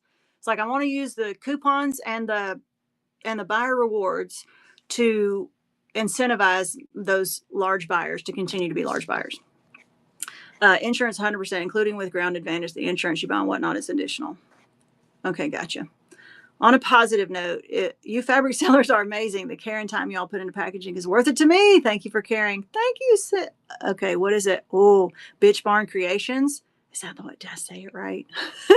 I just joined. Was the new shipping policies on WhatNot. So glitz and glam. In a nutshell, without going over all the details over again, I would say look it up on WhatNot. They have a blog on the new shipping changes. But in a nutshell, flat rate's going away, and it's going to be replaced with Ground Advantage. Adjustments don't even make sense in the GA system. That's what I'm wondering. Like, I need to know from WhatNot, what are they using as cutoff points for adjustments? Because before I was using them as extra flat rate boxes. So if something was too big to fit in one flat rate box, I was just spilling over into a second flat rate box, and I was just using that as an adjustment. And so if it spilled into another one, it was used as another adjustment. So since flat rate's not a thing anymore, what is considered an adjustment? How much can I get out of each adjustment is what I'm trying to say. Is it going to be weight? Is it going to be, because usually it was like a 5-pound band, right? Is it going to be an amount of money? I don't know. Does WhatNot realize these changes must cost us in sales and in turn cost them? I think that what they're seeing is that the largest number of buyers on WhatNot are in the 1 to 5 pound category anyway, and so they'd rather make 80% of the buyers happier and not worry about the other 20. But I don't know if they, and maybe it's affecting us fabric sellers more than the average seller on WhatNot in general, and so maybe they don't care because it's not affecting the other type of sellers as much. I don't know. I feel like it's crazy talk, but I wasn't sitting at the board table when they made that announcement. You know what I mean? And like, maybe they lost the account with WhatNot. I mean, with the Postal Service for the flat rate. Okay. But the way that they're coming up with it, I just feel like there's got to be some logic, but nobody's telling me. We as sellers need to make a custom shipping listing that once a customer purchases 5 pounds, another shipping charge applies. Yes, absolutely. So BurnerNut, we're going to have to, use custom shipping profiles along with our coupons and buyer reward tier so that we basically live in the 1 to 5 pound package range. And so if somebody buys a whole bunch of stuff, they're just going to get a whole bunch of 1 to 5 pound packages. Mine would not take them back. They told me to take them to a main post office. See, so you might, if you have a smaller post office, they might not take them back. So just ask before you go. Beachside flippers probably rated like 20 minutes ago. I don't know. I'm really behind on the on the chat. I do get to a little chatty sometimes, but let's pull their profile up. Beachside flippers, Johanna and Robert. We're both collectors of stuff, and we'll have a hodgepodge of items ranging from Star Wars to Lily Pulitzer, biker jewelry to Muppets and everything in between. Been selling on eBay and Facebook for years, looking to move our inventory faster and bring great deals. Awesome. Awesome. Thank you so much for the raid. If you're even still in here, I apologize. It took me so long to recognize you, but their next show is, everybody make sure you give them a follow. They do not have a show scheduled just yet. So give them a follow so that when they do have a show coming up, you'll be able to check them out. And thank you so much for the raid. Again, we're not selling anything right now. We're just talking about selling stuff. Do you put your fabric in a sealed bag before you put it in the poly mailer or box?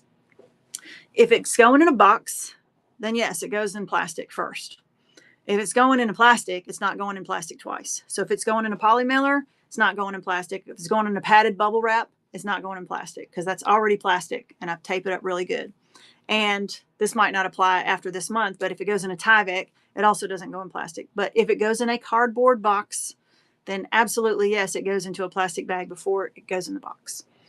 But I don't feel like if it's going in a plastic poly mailer that it needs to go in another piece of plastic. If your poly mailer is not strong enough to withstand the shipping that you feel like you might need another piece of plastic, then you either need to double poly mailer it or you need to get thicker poly mailers.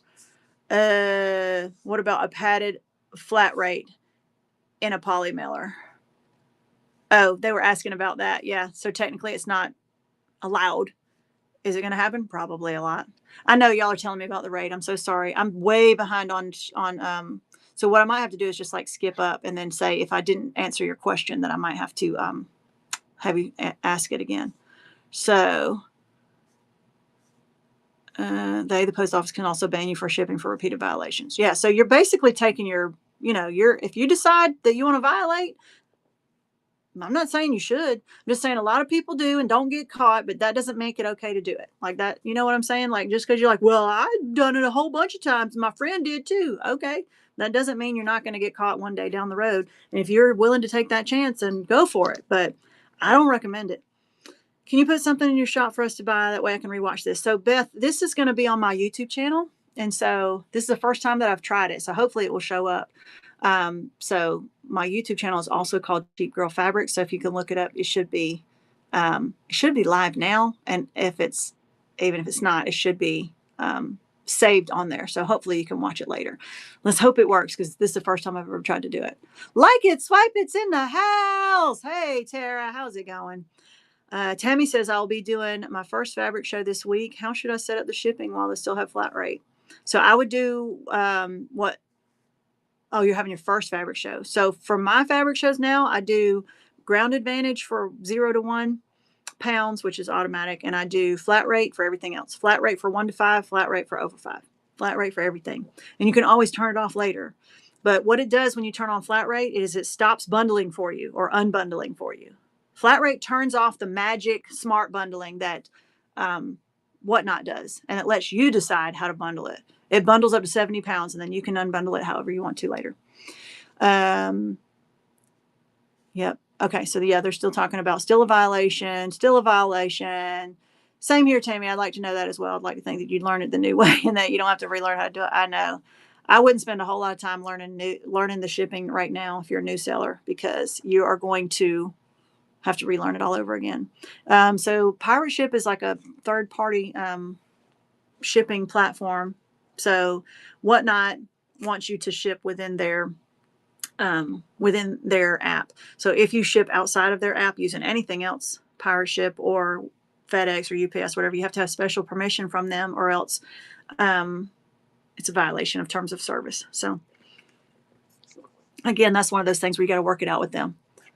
I put everything in plastic. What if it rains? What if it tears? Right. But if it's a padded flat rate and it's got bubble wrap and it's plastic on the outside and I have a tape around it, that plastic is way thicker than the plastic that I put my fabric in. And so I've never used plastic inside of plastic. Now, I did have a time where I bought some poly mailers that kind of sucked and they were getting torn and stuff like that. And so I didn't want to throw them all away. So when I used those, I was double poly mailering. Like they were the orange ones. I would just call them the orange ones. I'm like, oh, we're going to have to use double on the orange ones. So whenever we use the orange ones, we'd put it in and we put it in another one. We double poly mailed them because they were thin. But we've used those up and we did not order from that company again. And so, yes, absolutely. So yeah, I don't pack in plastic if the packaging is plastic. And then when I move to Ground Advantage in August, I'm going to start pricing some bubble mailers, but I know they're pretty expensive. But I would rather just buy a padded, like a flat rate padded, that kind of envelope, something like that, just in a non flat rate version, a generic version. I feel like that's the best. That's the best protection. So yeah, and if it's smaller, then we'll just use regular poly mailers, which we already do with less than a pound. We just use regular poly mailers. I know I'm a new seller. My first show is coming up. Plus, I'll be doing vintage items, and the shipping is what has kept me from starting on Whatnot. So, Tammy Loves Crafts, the shipping is going to be totally different come August. So, if you're this far and you haven't done it yet, I mean, you could wing it and just do whatever. Because the default settings on shipping right now for Whatnot, they're good for like 80% of the sellers. Like, don't change anything. Just do it however it does, and then figure it out on the tail end. But because if you spend a whole lot of time trying to figure out the way that shipping is right now, in 3 weeks, you're going to have to turn around and change everything that you've done, and you're going to have to relearn it anyway. So I am live on YouTube. Yay! Ha ha ha! All right. I'm hoping the agreement between USPS and Whatnot will include free Ground Advantage supplies like Posh has now. I'm hoping that too. They haven't said. Thank you so much, Timber Hill Sew Shop. I appreciate you.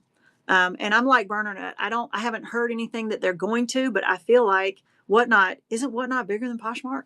So, and I think all that Poshmark has done is they have their own commercial account with the Postal Service. So they're just diverting their commercial packaging to their users that they already get anyway. So why can't Whatnot do that? Surely they have a commercial account. Why can't they just divert their commercial supplies to us? So if Poshmark can do it, I don't see why Whatnot can't. So let's hope that they're doing it and they're just not telling us yet. Maybe they're working on something in the boardroom or whatever. They haven't said that. Thank you so much, Kathy's Corner. I appreciate you. All we can do is hope. So, and I'll say this. I won't be doing the Postal Service stuff. I'll be either sending those back or discarding if they tell me not to send them back to them.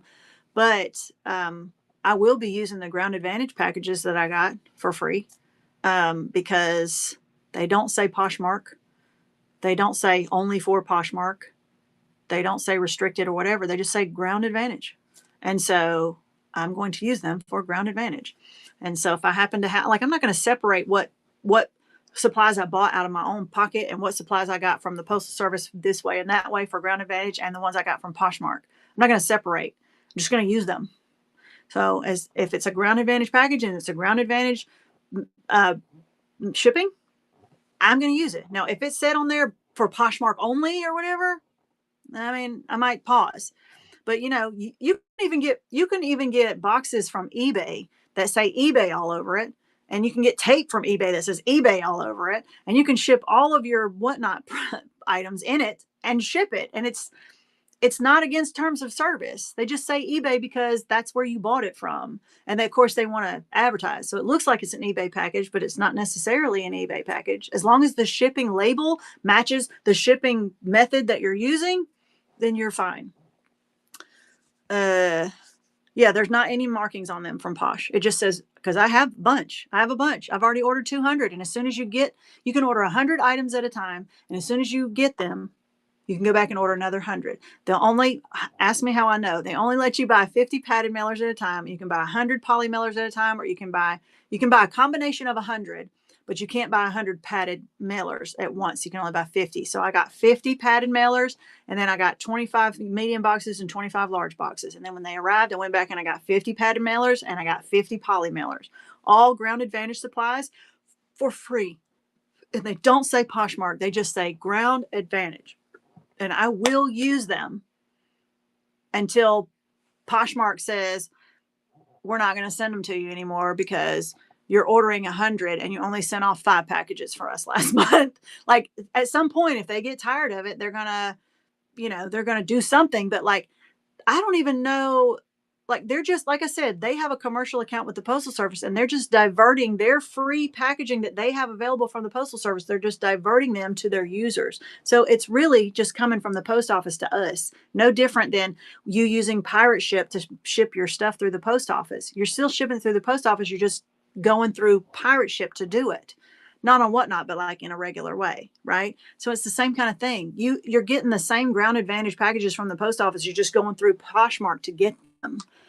And so I don't even think Poshmark is paying for them. That is a service that they get from the post office as a perk for being um, a commercial account with them. I think. Like, don't quote me on that part. Um, yes, but if you're not using them from Poshmark, how do they know?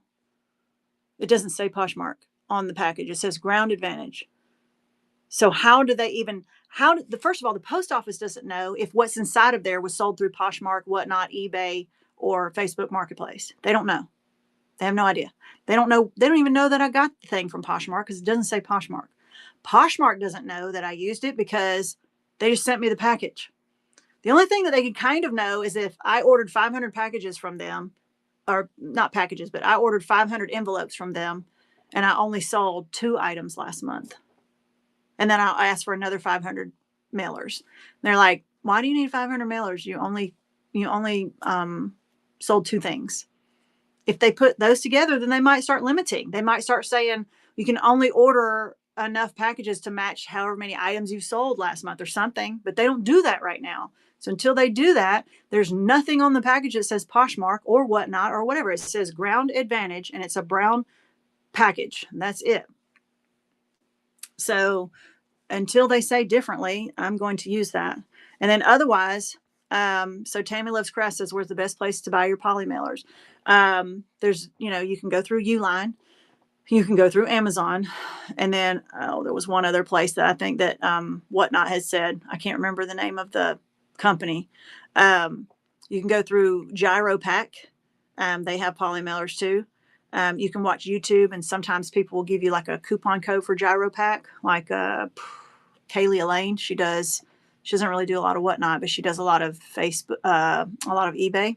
She usually has a GyroPack coupon that you can use. I think it's just Kaylee, and you can get like 15% off your first order. They're kind of expensive, but like, just depends. I would say I usually go through Amazon, but the only reason why I don't use Uline is because Uline will seem less expensive, but Uline charges shipping. So by the time you buy the Uline for less money and you pay the shipping for Uline, it ends up being more money. And also, Uline, a lot of the times to get the good shipping, you have to buy 1,000 of something or 500 of something. And with Amazon, you can buy 10 or 50 or 100 of something. And so if you're using a lot of different size stuff, you might want to go with Amazon. If you're using the same size and you can buy 1,000 of something, it's probably going to be cheaper to go through Uline. And if you have a business account with Uline, they can what is it called? They can bill you. They'll give you 30-day terms. And so you can buy it, and then you have 30 days to pay off your bill. Just make sure with the poly mailers, you got to be careful with Amazon poly mailers, because once you find a supplier that you really like, then stick with that supplier, because some of those poly mailer suppliers on Amazon give you the crappiest, and I've bought them before, like all these cute little orange and green, and I'll do orange for this size and green for this size and purple for that size and blue for this size. So I know when I'm low on a certain size, I'm like, oh, I need more blue ones. I need more orange ones. That might be an idea. But those ones that are all nice and colorful or whatever were thin, and they were ripping. And then I ended up having to double bag them. And so it's costing me twice as much because I was having to use 2. So and they don't always tell you the mill. They don't always tell you how thick they are. So I would say if you're only putting, you're only using one poly mailer and nothing else, you're going to want at least 2 or 2.5 mil so that they don't rip. And of course you're going to pay more for those. Hickory Ridge Charm says I purchased mine from Uline or the Zon. Yeah. So just kind of check it out. And the Pretty Package Store makes really nice ones, but expensive. Yeah. You Pack and Ship makes great mailers for a great price. Okay. So check out You Pack and Ship. That might be another option for you. So just going to shop around. You're probably going to find them. The prices are probably not going to range too much different. So you're just going to have to find out what works best for you. What can you get the fastest? Do you want the pretty little stuff that's got flowers and says thank you on it with a gold foil, or do you just want white or black or certain colors or whatever, because that makes a difference. Some of them have fancy ones. Some of them only do white. So just depends. The Boxery, they're on the Bay. So you can check out that. I think I bought some stuff from them. I think I bought some boxes from them, as a matter of fact. I've read that WhatNot buyers have reported sellers for using the Ground Advantage boxes because we can't get them from the post office. You can get them from the post office. You can get them with a commercial account from the post office. So, you can report them, but I don't quote me, but I don't think there's a whole lot you can do about it because Poshmark is not the only place you can get them. You can get them other ways. You can't buy them like directly from the website as a retail person, but you can get them with a commercial account. So how do they know we don't have a commercial account? Who's to say? I don't know. So how do you order the mailers on Poshmark? Just go to your Poshmark account and it's like in the settings or something. It's very simple. There's a button that says order postal supplies and you just click on it and it just sends them to you. Mine says only 100 allowed for mailers and boxes. Yeah, you can only do 100 at a time. But then as soon as it arrives to you, like when they ship you that 100 and it arrives, it says your shipping supplies have arrived. As soon as they arrive, you can order more. You can order 100 more. So, but that's not even going to, even if I use that, I need more than that. I use more than that. And so even if I did that all the time, it still would not be enough mailers for me. So I'm still going to have to buy some. Even if I use Poshmark ones, I would still have to buy more because I use more than that per week or whatever. You can absolutely get Grand Advantage supplies from USPS. Right now they're charging us for them though. Yeah, you can. But the ones that you buy on the post office don't look the same as the free ones from Posh unless they're the commercial ones. So the ones that you buy that say, I think they say Post or something like that. Yeah, they just don't look the same. And you do have to buy them. Amazon is hit or miss. Found my preferred. Yeah, once you find a preferred seller on Amazon, stick with it because the quality is all over the place on Amazon. Stay away from Audu Dianzi. Look at the reviews. Check out the reviews and see what people are saying. If they're saying it's thin and they rip or whatever, stay away. Good to know. I haven't ordered boxes for a long time. I've been saving all my Amazon boxes. Yeah, I don't think I'm going to be using a lot of boxes anyway, but that's because I do fabric. So I would rather use larger poly mailers than to use boxes unless I'm shipping something different with fabric. I don't mind using poly mailers, even the big ones. But, and you can get boxes for pretty cheap. But if you're doing vintage decor, you're doing glass items, if you're doing, things that you don't want to get crushed or whatever, you're going to have to start going with boxes. And I will tell you from Uline, usually the cube boxes are the cheapest. So like 8x8x8 and 6x6x6 and 10x10x10. If they're the same dimension, all three, those are usually much cheaper per box than some odd, so the actual cube ones are usually the cheapest. Pro Global Supplies has the old ones, which are thin. Their new ones are good, but hard to tell what you're going to get since they still have old ones. Okay. Gotcha. Okay, there you go. Under Seller Tools, I guess on Poshmark. You go under Seller Tools. You should be able to get them there.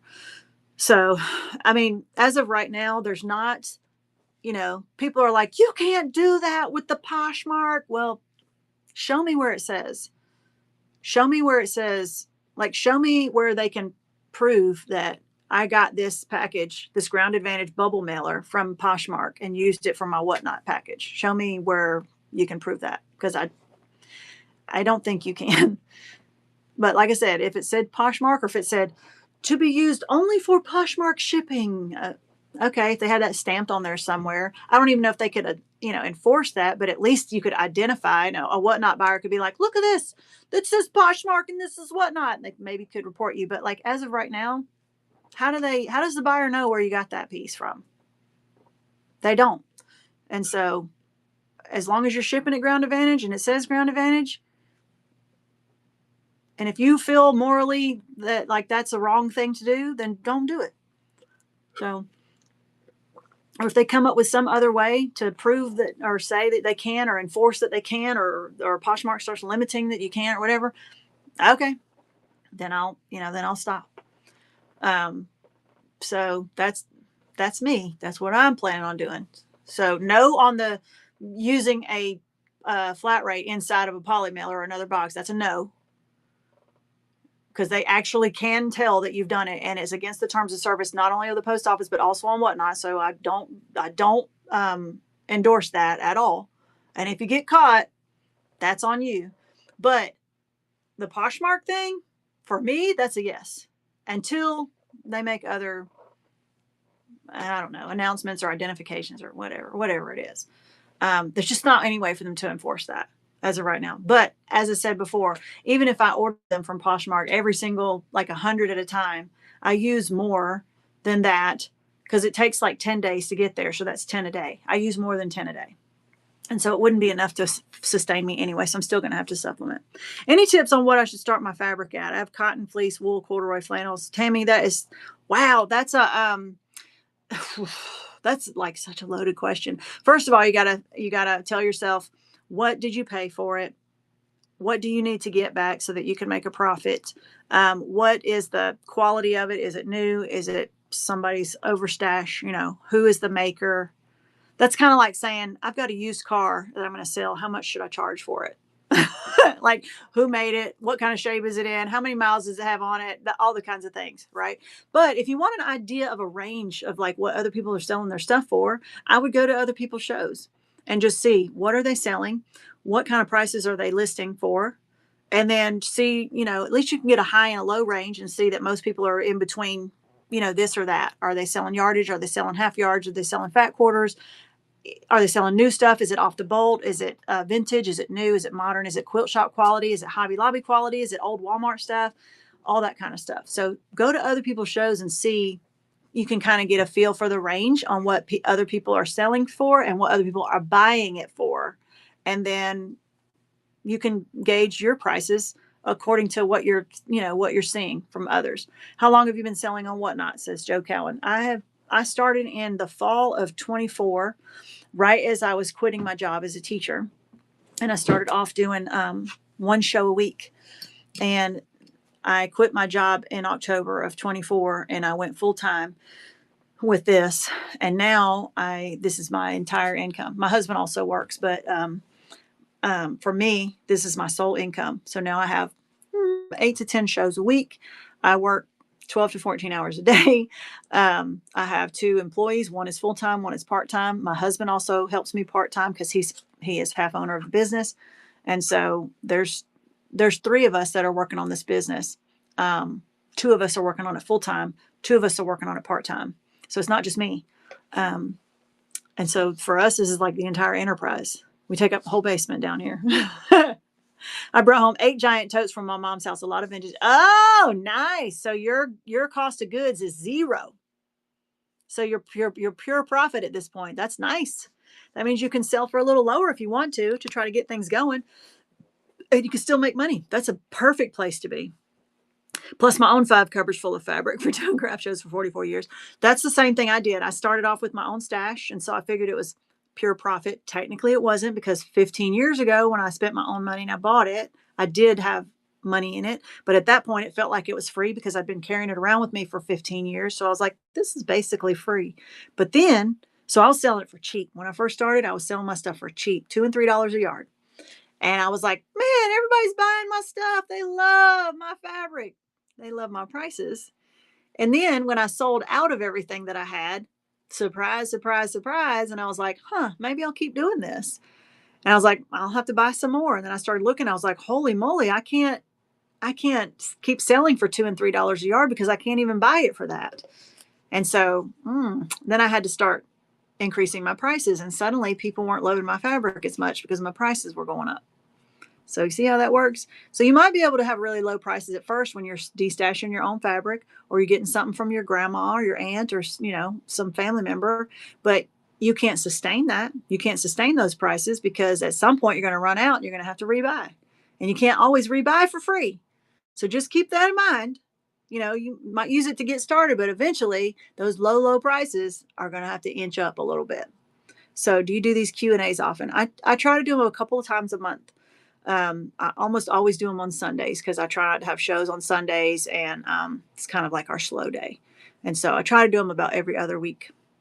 And now this is the first time I'm putting it on YouTube. So also from here on out, anytime I do one, it'll live on YouTube and you can go back and watch it in case you miss it live. I watched someone last night that was selling fat quarters for $10. I would not pay that. Were they starting them at $10 or were they ending at $10? So like it's a difference if you start the fat quarter at $4 and it gets bid up to 10, or are you starting it at 10? Is somebody still buying it or are they not?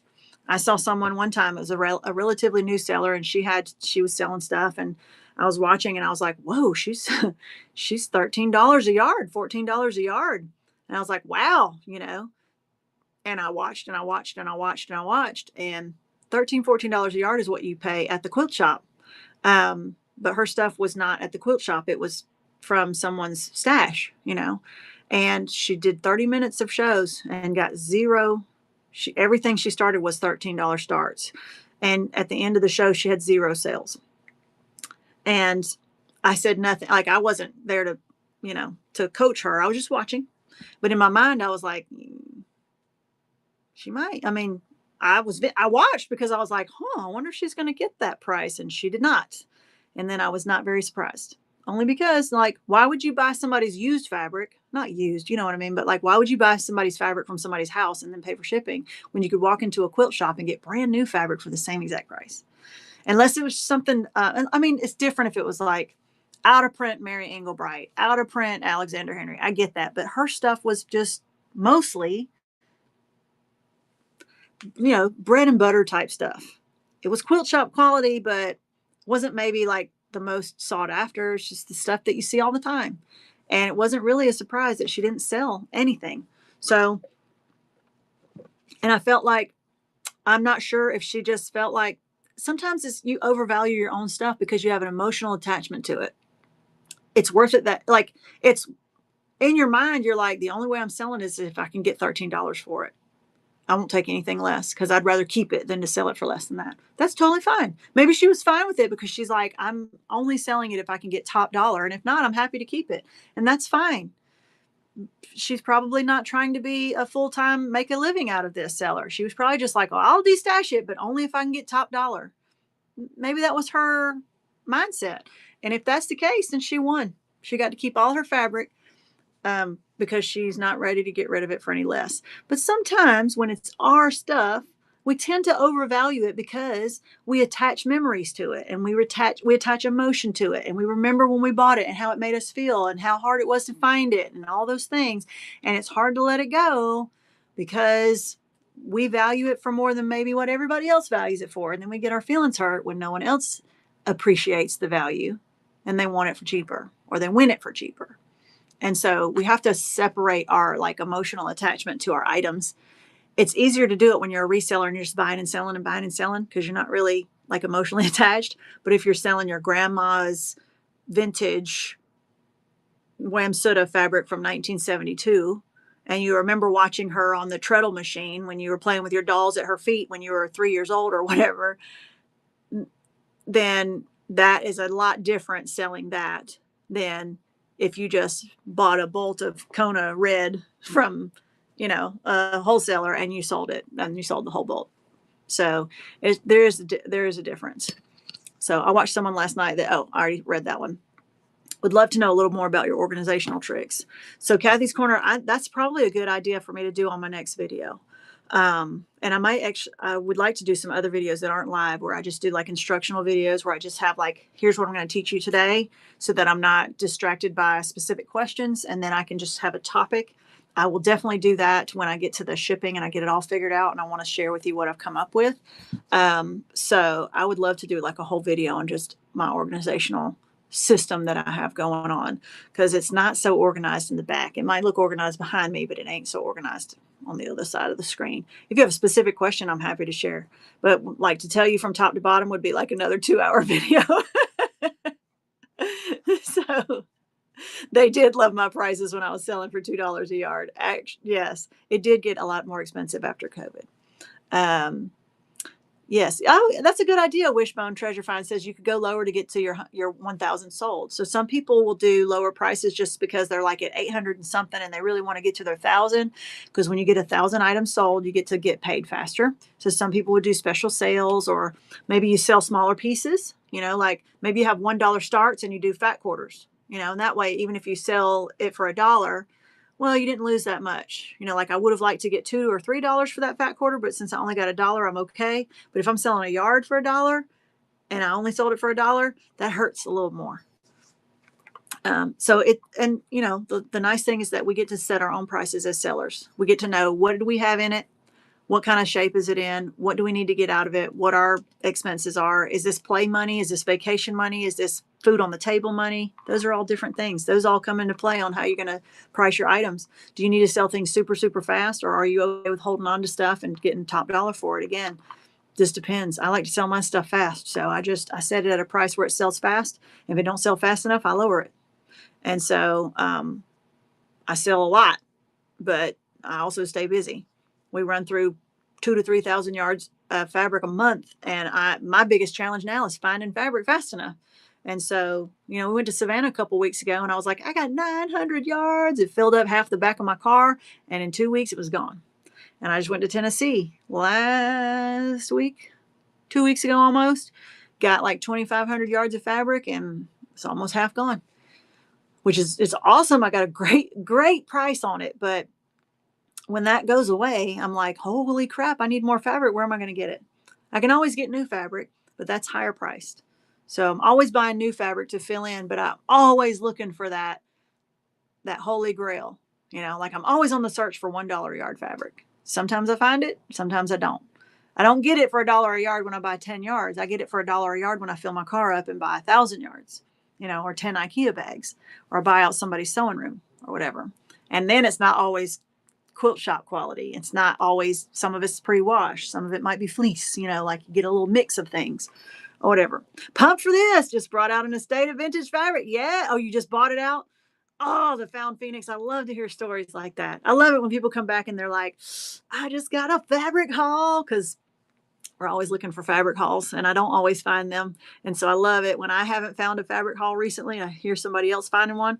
A little jelly, like a little jealous, but I'm also like, yes, go girl.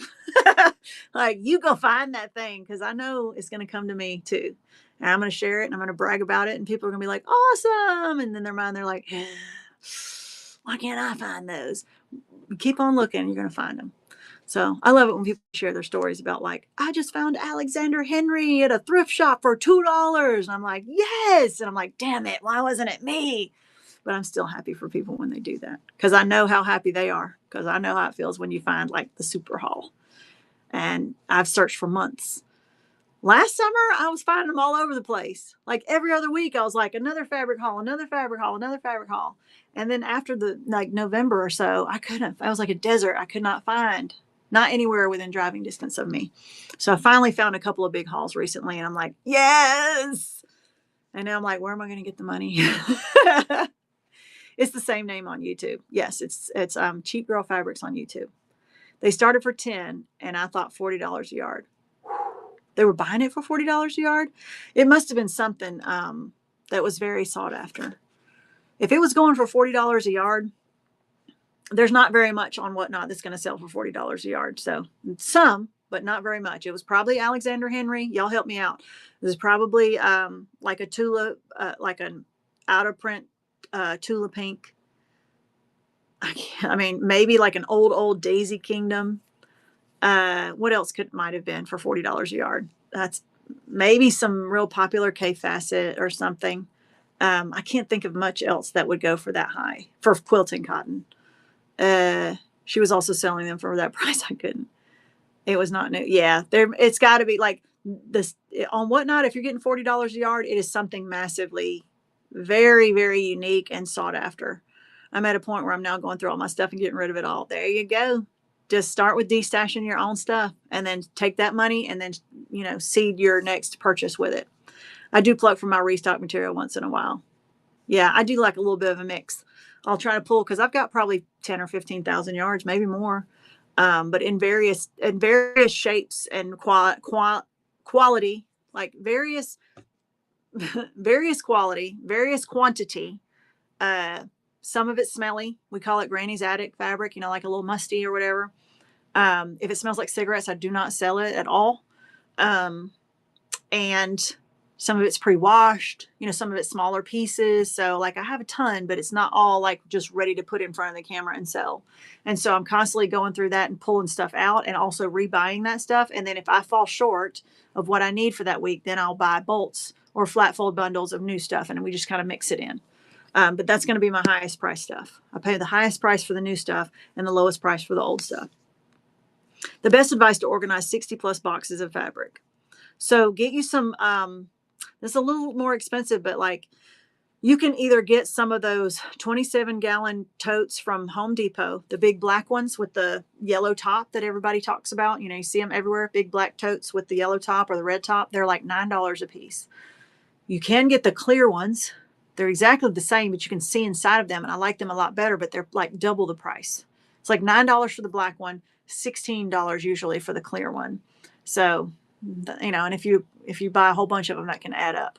And so I would get those big totes and then just label it on the outside, separate it by type or separate it by color or separate it by florals versus modern or reds and blues versus yellows and greens or whatever, or Christmas versus summer, or however you want to separate it so that you can, label it and then just pull out one box at a time, and do it that way. Because those can stack on top of each other if you had to. It's better if you put them on shelves, but if you don't have shelves, just stack them on top of each other and go with that.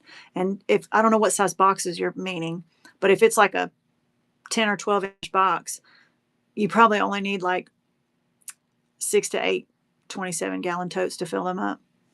So have you ever washed the fabric and then sold it? I have not, because that's too much work.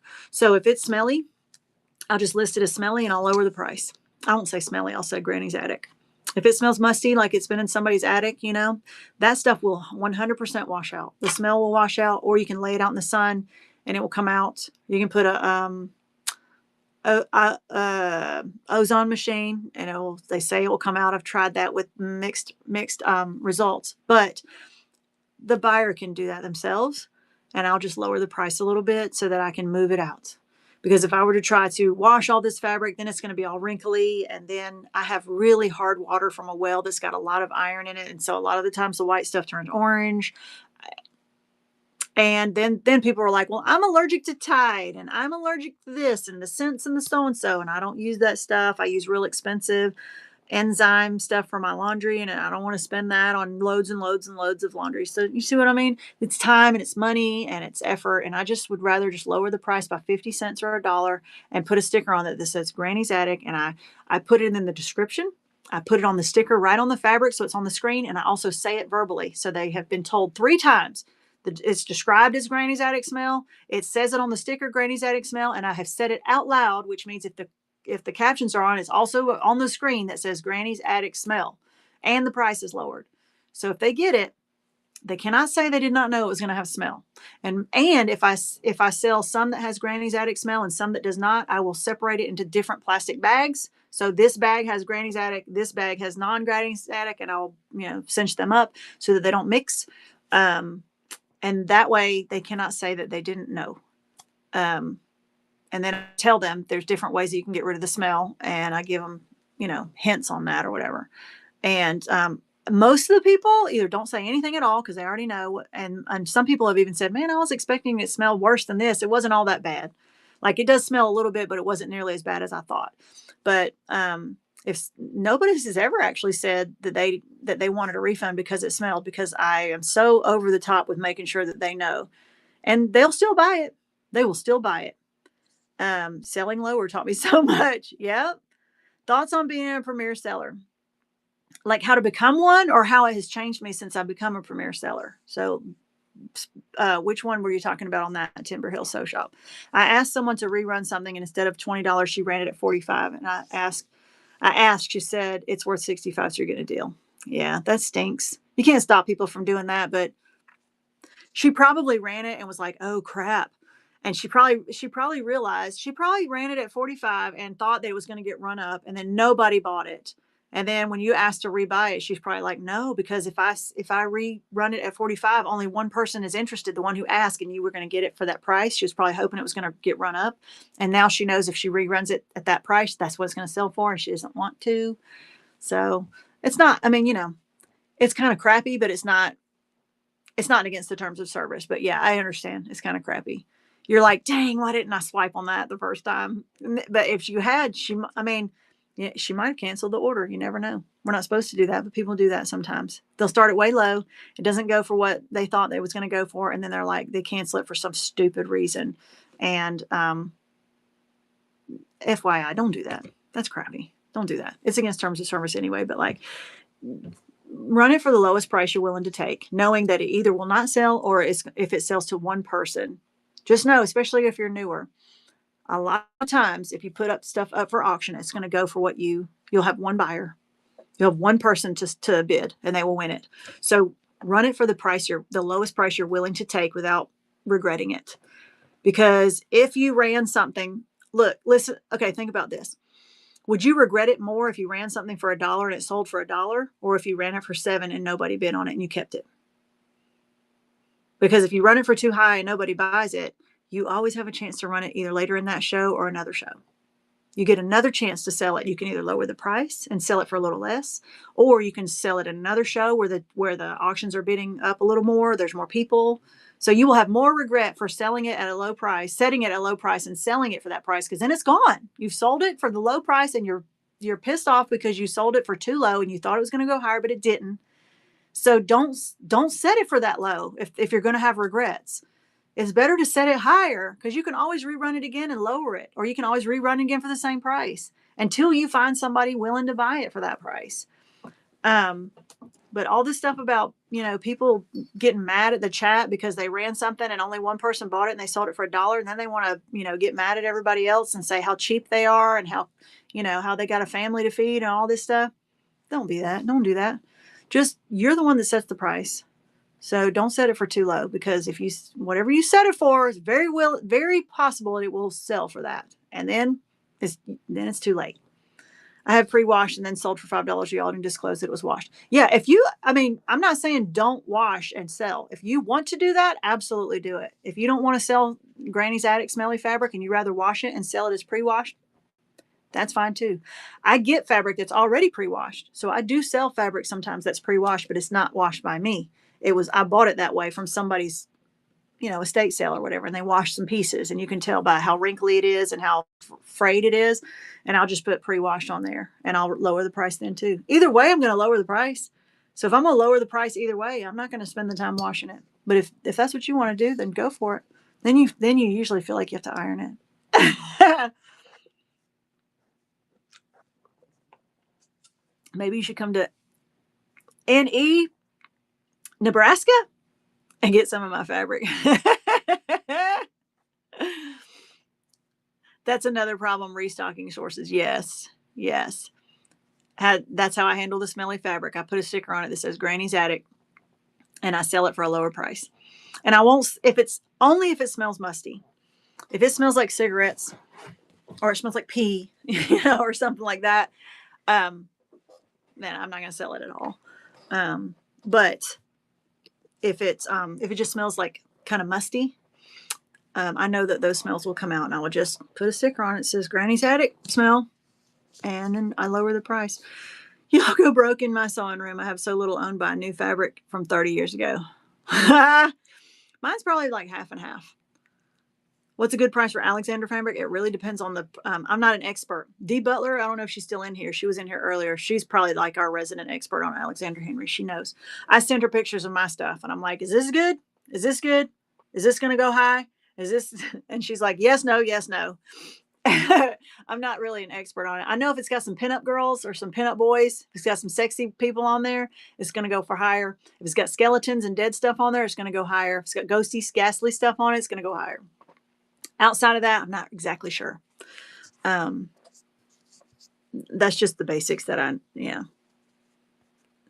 find so much fabric, but they were a smoker and I always pass on them. I know that stinks when you find some good stuff and you're like, oh man, it smells like smoke. I do have a couple of people that buy from me on a regular basis, and they have told me, they're like, I don't mind getting smoke fabric because they smoke and they have to wash their fabric anyway, and they wash it with their other stuff. And it's just a couple of people that I know. And I just um, deal with them outside. I will send them free. I just send them free fabric. I put it in their package and I separate it, and I'll be like, hey, I'm sending you some smoky stuff. And they're like, cool. And I'll put it in a separate bag and send it to them. But I don't charge them for it. And they already know, like, we've already decided. So this is just something that I'm just donating it to them. So, but that's just two people that I deal with. And when the shipping changes, I probably won't be able to do that either because I was putting them in flat rate boxes.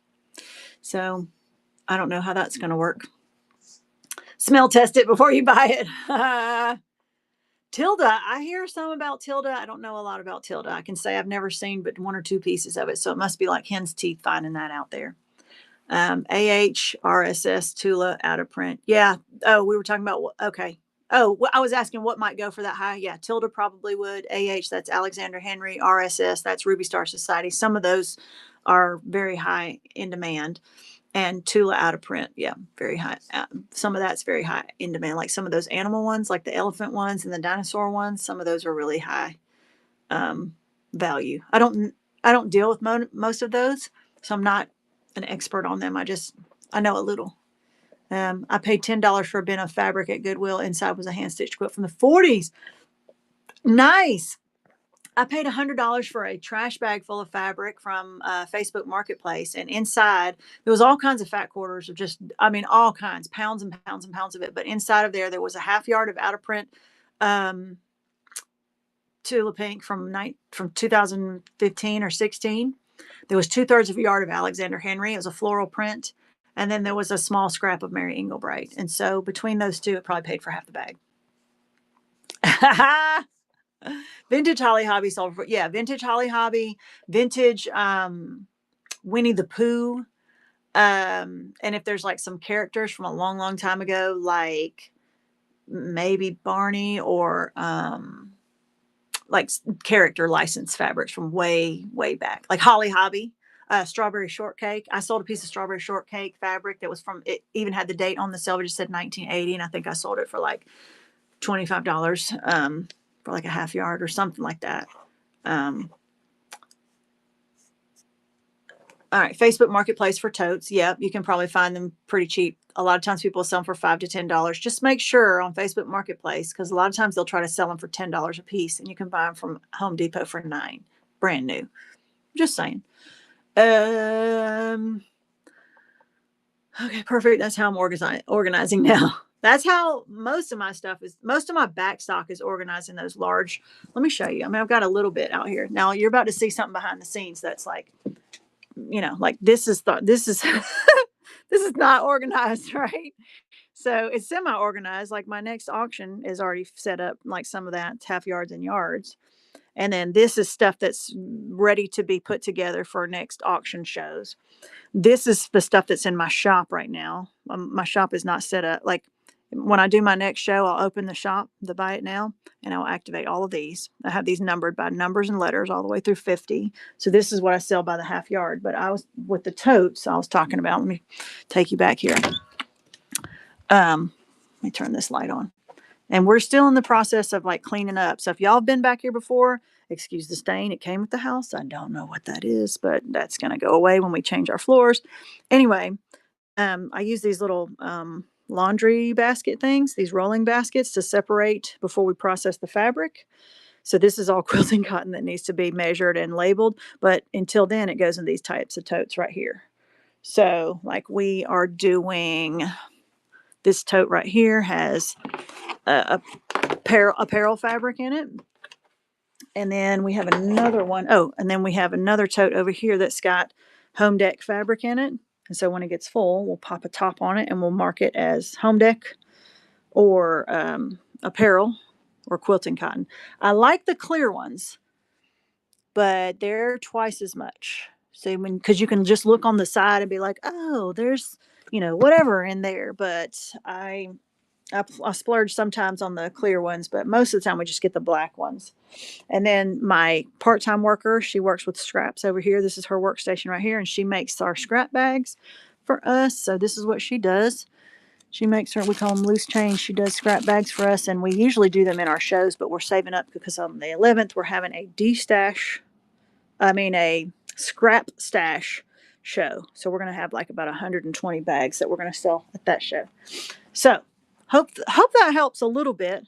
But everybody has a different system. Like these I love, but they're pretty expensive. They're like about $90 a piece. And sometimes you can find them on sale for like 70 or 80, but you can see we put them, we have them like everywhere. We have one over here. We have them everywhere. Here's another one. We try to separate them by type, but yeah, Dollar Tree has some cool storage if you want to get color coded. Yes, Dollar Tree definitely has some good containers. They sometimes crack, but they're very cheap.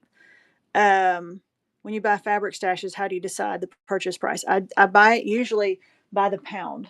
So that's how I decide the prices, is how much it weighs, because I can figure out by weight about how much it is per yard. And I don't like to pay more than $2 to $3 a yard on a stash, because above that I can get it new for that price.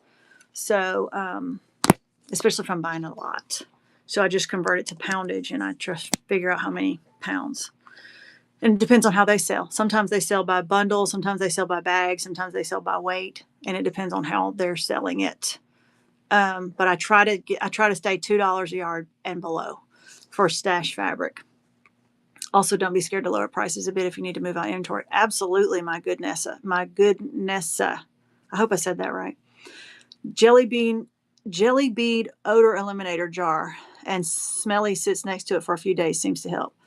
Okay, so so it just kind of absorbs it. That's an idea. Some of the boxes had a mouse friend. I'd like to sanitize before selling. Came out okay from the wash and iron, but yes, lots of work. Yeah, absolutely. If you have some evidence of rodents, you'll know. And that I would not sell either unless I pre-washed. So yeah, I haven't seen too much of that. There's been a couple of those that I have washed, but again, I can't really wash much here because our water is terrible. Our water turns everything rust colored, even my hair and everything. So if you see mouse activity, I throw it out. Yeah, I mean, if it depends on how bad it is. If it's like a few pieces that, you see mouse activity, you can wash that out if you want to. It's totally up to you. Some people just say no, they get rid of it. I've seen seller chats where they didn't want to be premier. I think it seems great. Why wouldn't someone want that? I want to get there. I would want to ask that person why they wouldn't want to be premier, because I don't know what a downside would be to being premier. And in case you can look it up on WhatNot to see what it takes to be a premier seller, but there's a lot of stats that you need to meet. And then once you meet those stats, then there is what's it called? An income that you have to meet, and you have to get reevaluated every 30 days. So you don't just get premier and stay premier. You have to earn it every single month. But I don't know why anyone would not want to be premier. That sounds like sour grapes maybe to me, unless there's something I don't know about. But I've always wanted to be premier, and I thought I'll never get there. And then I did get there, and I'm like, this is awesome. It gives you credibility, because it's basically like a stamp of approval that says you've met all these requirements. Like you have to maintain a certain shipping time. You have to maintain a certain customer service percentage. You have to maintain a certain defect-free percentage of your products and, returns and things like that. And, you have to sell a certain amount every 90 days. So it's basically saying, yes, I've met all of your requirements. And also it puts you higher up on the search. So it's more likely that people are going to find you. It also gives you that little halo thing, or that whatever that thing is, your crown around your profile. And so people are like, oh, she's premier, which means she must sell a lot. So she must do this a lot. So she probably knows what she's doing. So I don't know a downside. Like once I got premier, it's much harder to get premier than it is to keep premier.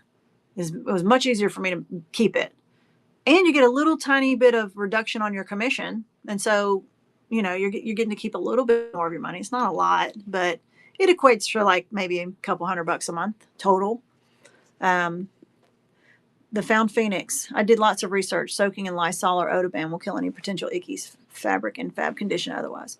Yeah, but my husband uses Odoban, and I can smell the Odoban after, and I don't like it. Do you know what I mean? Like Odoban to me, there's a smell. It's not a bad smell, but I can smell the Odoban has a scent, and I don't like that scent. I don't like any kind of scent at all. Like don't use Febreze, none of that stuff. So I guess that just kind of depends. I have learned the hard way. Stay patient and sell for what you're comfortable with selling at. Absolutely. Tell us how to do a givey without paying high shipping. Okay, D Butler. So you got to do a couple of things. Let me show you on my phone. If you want to do a giveaway without paying high shipping, because people are like, I had it at 1 ounce and I still had to pay $4 for shipping the follower givey.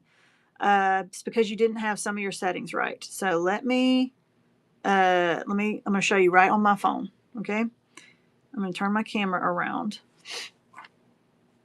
Okay. I'm going to show you how to do this. So you're on your home page, right? You go down here to Seller Hub. The first thing that you want to do is go to your shipping settings. So you hit this little button right here. You go to your shipping settings. This is to do like follower giveaways so that you can ship it in an envelope and pay 78 or 85 cents or whatever it goes up to next month. So go to shipping settings. You go to domestic shipments, and that USPS first class mail letter, you got to click it on. Okay, mine's already clicked on. That's for anything under 3 ounces. So that makes it to where you can ship it in a letter, and then you save it. Okay, and you also have to let me go back. If you've already had some shows set up, you want to click right here where it says also apply to scheduled shows. That means if you've already got shows scheduled, it will go back and change those settings to your other. So that's the first thing. A lot of people know that part, and they're like, well, I did that and it still didn't work. Okay. You also have to do something else. You also have to go back to your show. After you schedule your show, let's go to Seller Hub. Let's go to the show. Let's say I'm going to go to your shows. Let's say I'm going to go to this show that says tomorrow at 1 o'clock, which is not going to happen because that's Monday. It's my day off. So I'm going to push that. You go down. This is the show that's already scheduled. Go down to your shop. This is a lot and it's pretty fast, but this is on YouTube, so you can rewatch it. When you're going to go to do your giveaway, hit giveaway. All right, and then you're going to add your giveaway. Now, you can do temporary listing. Some people do quality. I just do temporary. The only time I would say do temporary is for a giveaway. So I'm going to do temporary listing. The category has to be stickers. There's one other category can work too, but I don't remember which one it is. But if you do quilting or whatever, if you do quilting, fabric, sewing supplies for the category, it's not going to work, even if you set it at 1 ounce. It has to be stickers. And if you can't see it, mine's up here because I use it all the time. If you can't find it, it's like I think it's under arts and crafts. Find the stickers category. And then, do the rest. Givey, whatever. Yeah, that's not spelled right, but in the essence of time. Then when you go down to, and then you want to you either do followers. I always do buyer appreciation. That's just me. And then you want to go to the shipping and make it 0 to 1 ounce or 1 to 3 ounce, whichever one. I always do 0 to 1. Okay. And then you save. I'm not saving it because I'm going to do it later, but hopefully that makes sense. So there's two parts. You have to have the first class shipping toggled on your shipping settings. And then when you go to create the giveaway, you have to be in the stickers category. It doesn't have to be a sticker, but it has to be listed as a sticker category. Then you want to make sure that you ship it in a flat envelope, a regular sized envelope, whether it's I can fit a fat 1/8 in there and fold it a special way, or maybe it's a gift card or a bookmark or a pattern leaflet or a sticker or something flat that's got to go through that flat machine. All right. And so that'll work that way. A lot of fabric is rewash. I usually wash it after I buy it, then it's ready to sew.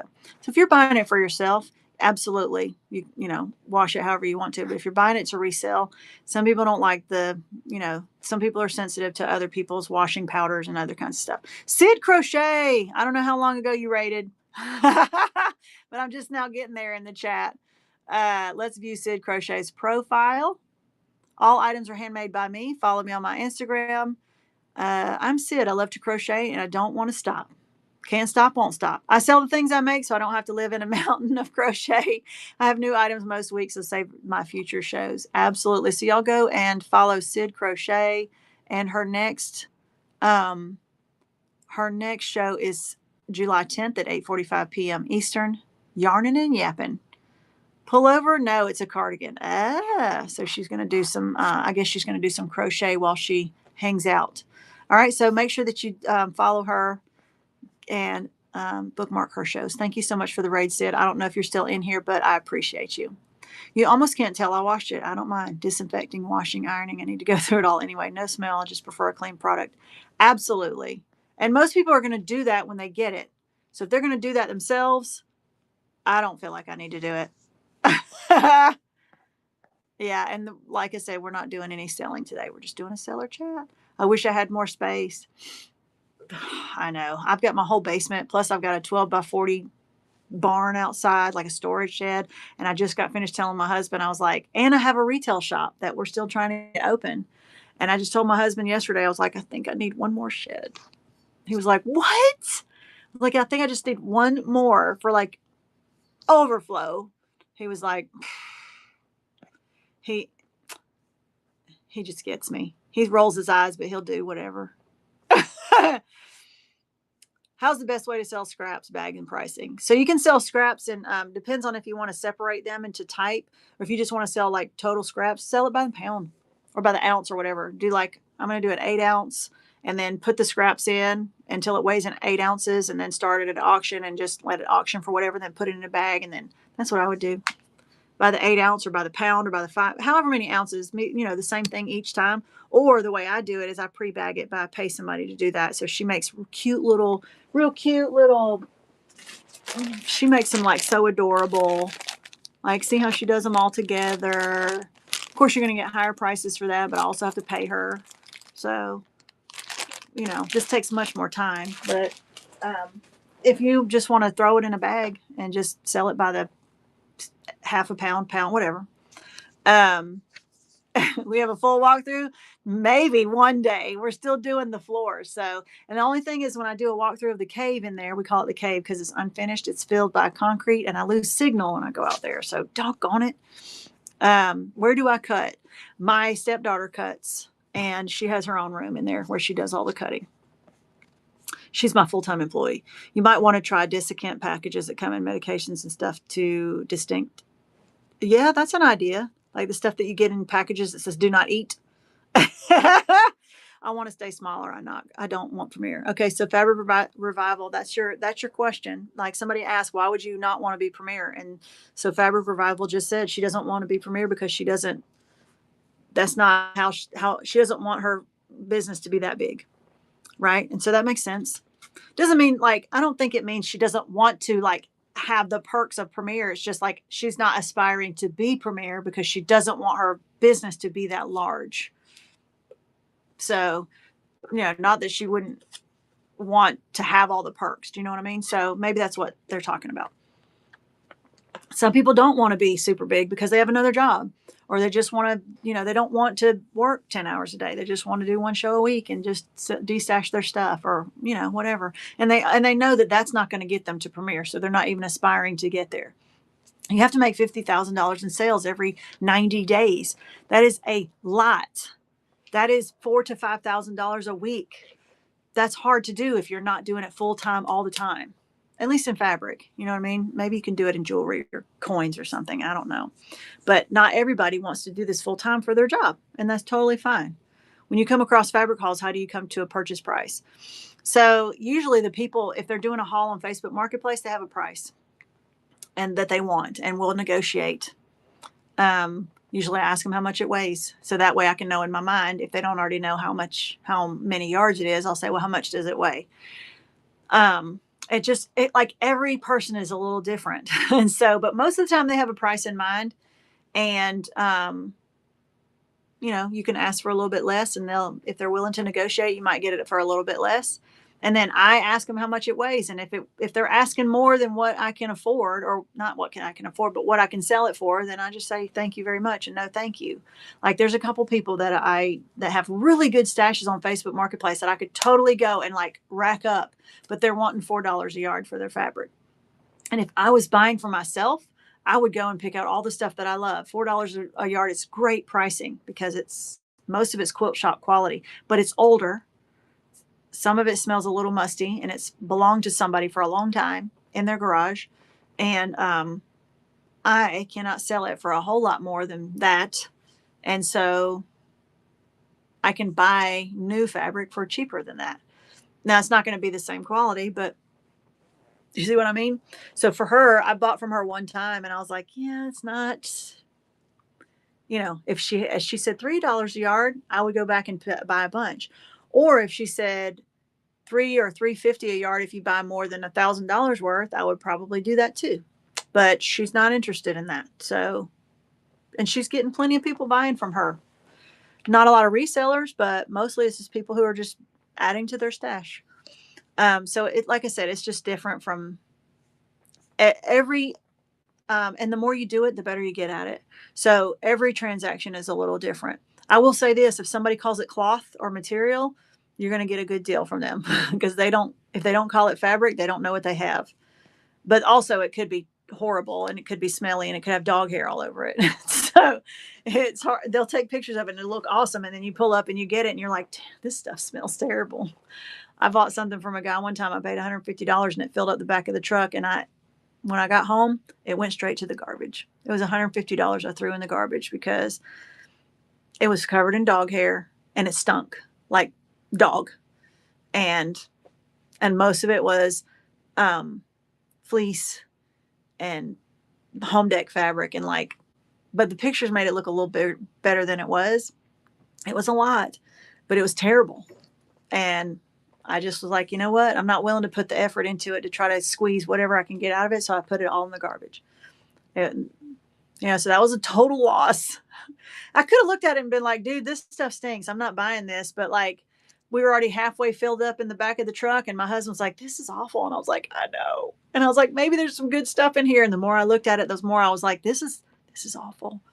And I just and you could tell the guy was probably practically homeless. Like I could tell from the shape of his car, his dog was in the car with them and he looked like he might have lived out of his car. And I was like, you know what? This guy needs this $150 more than I need to sell this fabric. So I chalked it up to a loss. Stickers and trading cards. How much fabric can you send less than 1 ounce? Like a fat eighth? Maybe a fat eighth. I don't know, maybe. I put 0 to 1 ounce, but only because I do it as a buyer giveaway. Does that make sense? And so I'm just adding it to a package somebody already has. And I don't want to pay 3 ounces when I can only have to pay 1. And so if you were actually sending a piece of fabric, I'd probably do it 1 to 3 ounces. Because then you could get a fat quarter if you could fit it into the envelope. But I don't do follower giveaways. I only do buyer giveaways. That's just me. Some people like to do them. That's fine. My hubby is converting the garage as we speak. There you go. My hubby is like, please get your crap out of my garage.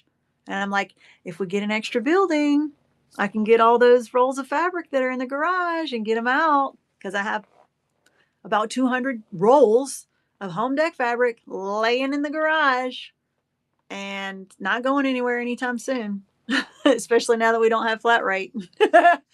So my scrap bags are so cute and organized. I know. I got this 17-year-old girl that is like OCD and adorable and on summer break. And that's all she does. She comes in here and she makes these little bags for us, those scrap bags. She is amazing at it and she loves it. And she puts her little headphones on and she does her little things and she makes our little scrap bags and it's beautiful. I'm taking a break from Facebook Marketplace. Bought a ton of Disney, but it smelled like smoke. Ugh. Had cuts all in it, was stained in nicotine. Oh, that stinks. I feel like if they don't, they should disclose. Oh, S. Mater. We got raided by S. Mater. Sonia. I've been a quilter for almost 25 years. My mother has taught me to sew, and a friend of mine taught me to piece quilt tops. I also make a bag. or receiving blanket here and there. I'm now contemplating retirement and want to start up a quilt business. I'm aiming for online, but who knows where God will lead me. I share 2 awesome dogs with my sister. They're our life. I also have a goddaughter who's married and has given me a beautiful granddaughter. And then, Sonia, Mater, you don't have a show scheduled. You got to schedule another show so we can bookmark it. All right. So y'all give Mater 89 a follow, and then when she bookmarks her shows, we can bookmark them for her. Thank you so much for the raid. It probably was minutes and minutes ago, and I missed it. But sometimes you win, sometimes you have to dump. You're right. I haven't had many losses, but I think people should 100% disclose if stuff smells like smoke. Come on, man. At least say that. I'm a sucker just like you. I know, right? Are you using a phone, a laptop, or an iPad for your live chat now and reading comments from that? I'm using an iPad mini. So that way I can have my phone still available. And when I do a show, I also use the iPad for the camera, and then I use my laptop to control the show. But since I'm just not selling anything, I just read the comments right off the screen. I don't do giveaways at all. I give every customer a 3D printed sewing related item. So my goodness, that's, absolutely you can do that as long as you don't say that you're doing that. I know that sounds weird, but like you can give any customer you want any free item that you want. Totally up to you. But if you state in your show that every customer gets a 3D printed item in their package, that's against terms of service.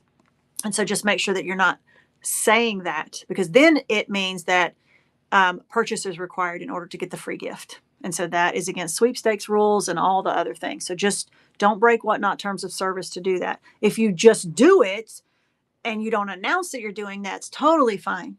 But you cannot state it and say every buyer gets XYZ.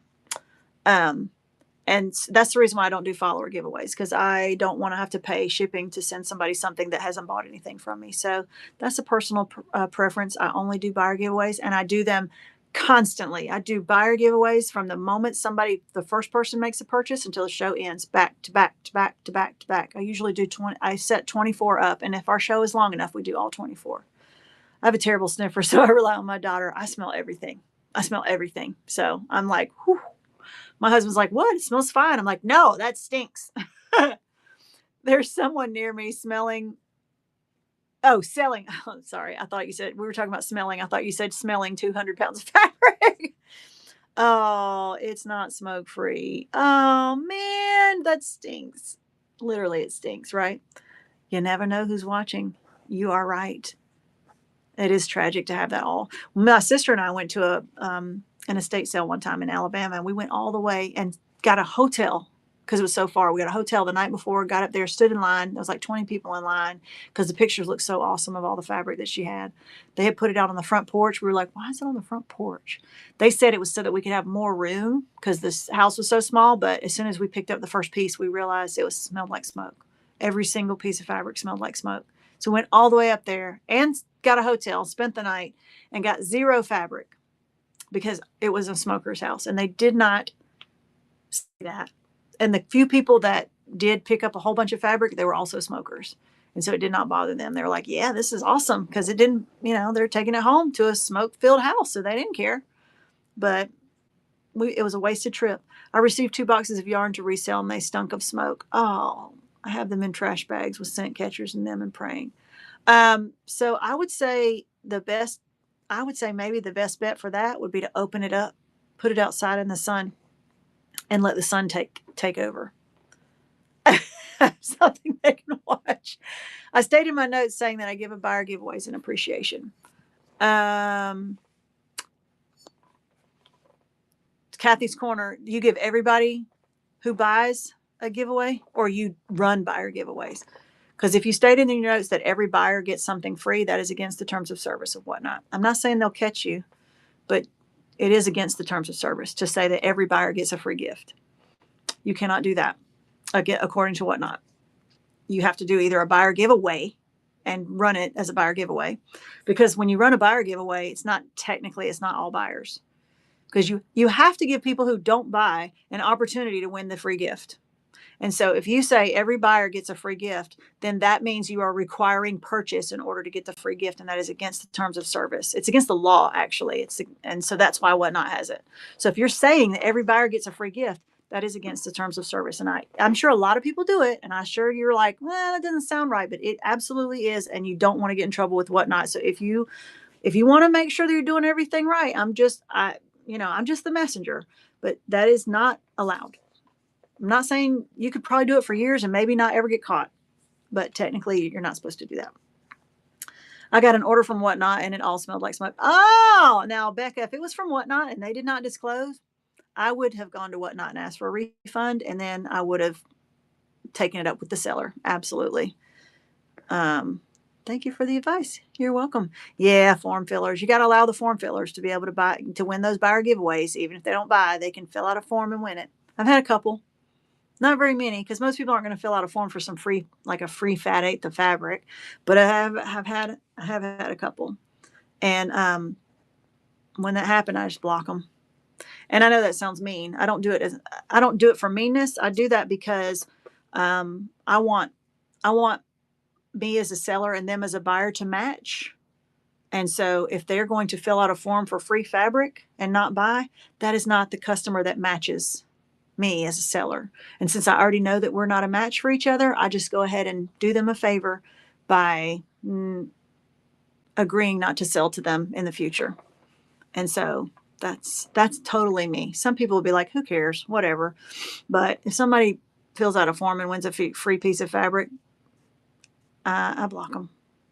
Can you share what holder you use for your phone? I want to start too, but I don't know what tools to get. Yes. This thing is amazing. And I don't know exactly it's a magnet. So I had to get a case, a magnet case or whatever. And this goes on the back magnet piece and then just sits on this little stand right here. So I can move it all around and I can move this around. I got it on Amazon. So I don't know if you message me privately, I can send you, like, they won't even let me send you a link, but I can send you a screenshot, you know what I mean, of the purchase so that you'll know exactly which one it was. I think it's pretty expensive. I think it was like $30 or $40, but it's amazing because I don't want to have to like pull it open and then squeeze it closed and all that. I just want the magnet to stick on it and I can pull it off and put it back on very easily. And I can use it with the phone and I can put it on my desk. I don't have to worry about clamping it to the side of a thing. You know what I mean? So I searched high and low for something like this and it works really good. You can do it. You just can't preach it. Absolutely. Fabric Revival. You can give a free gift to every person who buys from you. You just can't announce that you're going to do it. That's the difference. Good to know. I got accused of lying when a customer said it smelled like smoke. I don't smoke. I bet her carrier does though. Oh, you know what? That could be it. It could have been sitting in the back of a carrier, a postal carrier that smokes. They're not supposed to, but that doesn't mean they don't. You know what? That's a thought. That is a thought. Another reason to just make sure that if you have a box of fabric that you have it put in plastic. I need to change my wording as I put gifts in each package I mail out. So yeah, you can do it. You just can't say it. My old post last smoked in her mail truck. Yeah, that's that. I'm sure it's not allowed, but I'm sure it still happens. Had a form filler when a buyer giveaway stopped doing it and they were blocked. Yeah, I do that too. I know that sounds mean, but I mean, they've already shown me that they're not the type of buyer that I'm looking for. So they didn't want to buy from me to get the free stuff. So they probably are not going to want to buy from me in the future. And that's totally okay. I did get it from Amazon. It's called a magnetic tripod, maybe. I don't know. I would look up, magnetic phone tripod or magnetic phone stand, maybe. Yeah. Is there a place to find all the rules of WhatNot? Yeah, there's terms of service. I don't know exactly where, but I'm sure that like when you agree to become a seller, you have to agree to the terms of service. So I'm sure if you put in WhatNot terms of service somewhere, it'll come up. It's that legalese that you say, scroll all the way to the bottom and you click, I agree, and you don't read any of it. It's in there. Do you have to get something special for your iPad or the magnetic holder? You have to get a case that has the, like the MagSafe like a regular phone. You know, when you have to have that little metal ring on the back, you can get that for your iPad. So I just had to get a mag safe case for my iPad to fit it. It was like $10 or $15 or whatever. And so yeah, that's all I had to do. Absolutely, Becca. I'll check all the messages when I get off from the live. So a customer tried to scam me the other day, wanted more than they ordered, and they left me a bad review, which knocked my rating down. So go through WhatNot and tell them. I can't guarantee that they're going to change it, but you at least need to let them know that they lied. And so, at least give your side and then see that I don't know how often they change things like that, but at least, let them know. And you can also reply. You can reply to their reviews, or their ratings or whatever. You can put in there and put your side. Most people don't read reviews anyway. How many 5-star ratings to bring me back up from 4.9 to 5? It's all about a percentage. So eventually, if you have enough 5-star ratings, it's just a numbers game. So it depends on how many sales you have. So the more sales you have, the less. If you have 2 sales and one of them is a 1-star and the other one is a 5-star, well, then you're going to have a 3-star. Do you know what I mean? So when you have a smaller amount of sales, a low rating can hurt you a lot more than when you have a ton. If you have a ton of sales, then one little bad rating is not going to hardly make a dent at all. If you have 2 hairs on your head and you lose one, you've lost half your hair. But if you have a very full head of hair and you lose one, you can't even notice. So just grow a lot more hair. Thanks for all the information. I have to go run errands with my husband. Aw, he's so sweet for being patient. Thank you, Tammy Loves Crafts, for joining. I got a bad review because someone was new to the app and didn't know how it worked. And that happens too sometimes. I know that sucks because they'll complain about something that you're like, that you didn't have to do, and they complain because they thought you should. And, but if, like I said, I've had a couple bad reviews too, but I've had so many sales that it would take a lot for me to get down to the 4.9. I think I've sold like 40 something, I don't know, 42,000 items or whatever. And so it would take a lot of bad reviews for me to get down to the 5, below the 5. So I just don't worry about it. Just know you can't fix the bad ones. So the only way to make those go away and not count as much is to do a lot more good ones. Just outnumber the bad ones with lots and lots of good customer service, and eventually it will outweigh it. There you go. Magnetic overhead phone mount for desk. MagSafe compatible 17-inch long arm phone holder. There you go. 360 swivel stand for video recording. That sounds about right. That sounds about right. It looks similar to mine. Absolutely. As a matter of fact, I bought another one just in case, like, we have 2 shows going on or whatever.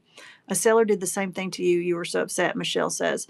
I know. That does stink. But like I said, you just have to not focus so much on the negative stuff, because sometimes there's just going to be people out there that you cannot please no matter what you do. I've had some customers that have ordered from me multiple times, and every single time they've had something to complain about. And after a while, I start thinking, okay, if they complain one more time, then I'm going to know that I am not the seller for them. And it's not to be mean again, but if apparently, and I do the best that I can do, and I make mistakes. So a mistake can happen. Okay. And I will fix it doubly. Like if I short somebody some fabric and it's a half a yard, I will send them a yard to make up for it. I will make up for my mistakes. But if something happened and it was a mistake and I fixed it, and then something else, and they didn't like the way I packed my stuff, and then something else, they didn't like the way something was folded, or, whatever. And it's like always something.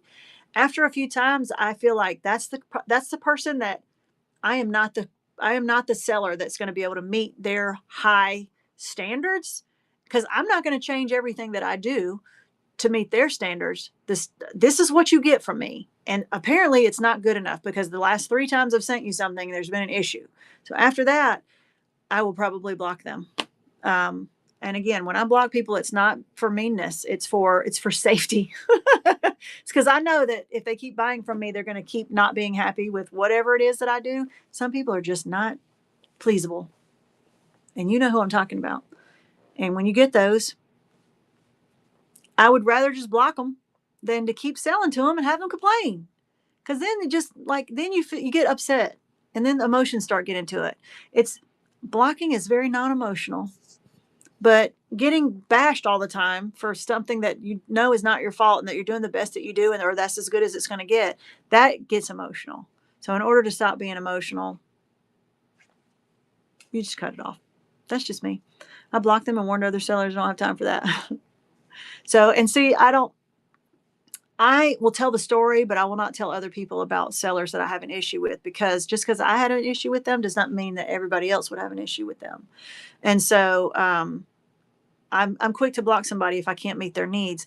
But at the same time, I don't think it's really fair to tell other people who haven't had interaction with them, hey, watch out for this buyer because they complain all the time. Well, maybe they complain all the time to me, but they might not complain all the time to them.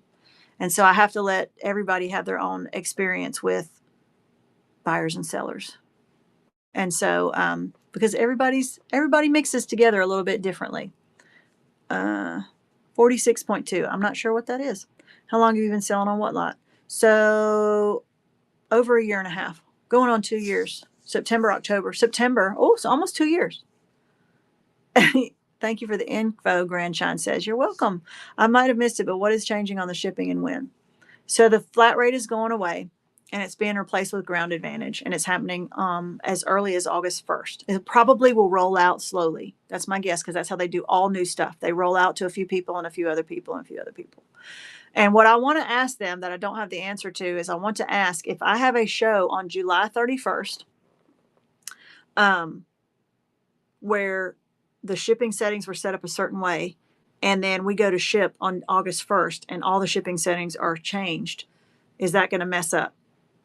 Like between how the shipping settings were on July 31st with flat rate, and then if I go to ship them on August 1st, is flat rate going to be available to me or not? Because we need to know that, because if it's going to change, then I don't want to have any shows on July 31st, because I want to make sure, or if I do, I want to make sure that I am able to pack and ship them and do the labels before midnight on July 31st, before everything changes over, just in case. So we might want to know that information.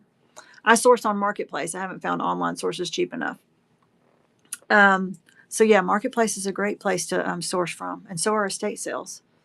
Online sources, like for new stuff, it is hard to find. You can't find it usually as cheap. But you hit him with the blocked. Thoughts on selling? Hold on. Thoughts on selling via auction versus buy it now? I sell all new on the bulk, considering moving to buy now shows. Yeah, I do a mix. I do, majority of my selling is flash sales and buy it now.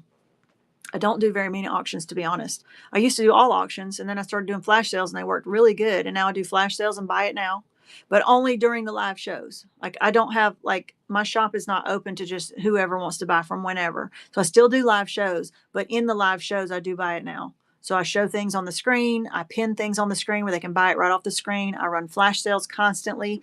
And that's, like you said, if it's off the bolt. If I have 1.5 or more yards of the same thing, I will do flash sales, and I sell everything by the half yard in multiples of half yards, so people can decide what they want. But if I have a lot of stuff I get from, estate sales and Marketplace, and I don't have 3, 4, 2, whatever yards of it. I have 1 yard of it, or I have only a half a yard of it. Those I set to the side, and when I have enough built up, I will do auction shows on that, and those are quick and they're ready to go. So you either have to prep it beforehand and do auctions and then ship it, or you have to run it as flash sales and then prep it after, cut it after. And so you're either going to end up cutting it one way or the other. But with buy it now, you have to upload pictures and do descriptions, and it takes a lot longer. You have to list everything. And with auctions, you don't have to list anything. You just do generic, what they call random pull. So I do both, and it works well for me. I would not want to choose one or the other, because it depends on what I have, and I equally use both of them. And I think if you're not using both, you're missing out on some sales. That's my opinion. So you don't have to, but I think if you want to increase your sales, consider adding one or the other to the way that you sell things, depending on what you have. And sanity. What are your thoughts on some fabric sellers only offering a few yards of a bolt to get higher bids? I think that's absolutely fine. Just because I have 10 yards of something does not mean I want to offer all 10 yards of it today. And so especially if I know that it's going to go for a higher price, because you're just creating your own scarcity. It's a 100% marketing technique, and it's very valid. Limited supply. It's all about supply and demand. So I think it's fine. Like I said, they shouldn't feel obligated to sell everything they have just because they have it. And some people want to sell a little bit today and a little bit next week or whatever. And so, and then, but if I've said, hey, I got 5 yards of this and I'm going to offer it in 1 yard pieces, and I'm going to do 5 auctions. Here's the first yard. Here's the second yard. Here's the third yard. I'm kicking myself in the foot. I'm not going to make as much money because that first person is going to bid and everybody else is going to be like, oh, I'm not going to bid. I'm going to wait for the next one. Oh, I'll wait for the next one. I'm going to wait for the next one. Maybe the last one will go for a little higher, but why would you do that? So I don't think there's anything wrong with it. I've been thinking this ever since you mentioned it today. What? I wonder if buyers could create a cart and pay all at once. Yeah, you can. Well, you can't really create a cart, but you can ask a seller to create a bundle for you and be like, here is, Slayer's order, and put it in the, like you could come to me and say, hey, I want this, this, this, this, this, this, and this. Can you put it together for me and make a one big bundle? And then you can create it and take a picture of it and say Slayer's order and put it in your shop and have it to where Slayer can check out. But there is no way for you to like limit somebody else from buying it. Now, if I said Slayer's order and I didn't even really say what it was and nobody knew what it was, why would somebody come in and buy your order if they don't even know what's in there? But technically, it could happen. Do you know what I mean? And then I'd have to go around and be like, hey, that was not for you. I have to cancel the order and blah, blah, blah. And, I'm not saying it would happen very often, but I'm saying there's not a way for you to just like, even when you do it as auctions, people don't do auctions before. And they're like, okay, I'm going to run this for you. Here's your people who do, what do you call it? Like hold, when you do a thing and say, you show it and you're like, tell me if you want it. And then person says, oh, I want that one. Okay, this one's yours. Oh, I want that one. Okay, this one's yours. And then at the end, a claim show, right? And at the end, like everything you claimed, I just add it all up and do a shipping, and I just do it for you as an auction. And I'm like, here's Slayer's auction. And I run it. Well, technically, someone else could come in and swipe it. Like I cannot keep someone else from doing it. Most people don't, but there's no way to physically keep that from happening. Do you know if USPS will take back flat rate boxes? They say that they will, but you might want to check. If you have a small postal service, a small post office, ask them if they are able to take them back, because some are real tiny and they don't want to. Some will ask you to take it to the big, the big city ones. My post office takes all the packages I do not use. They appreciate this.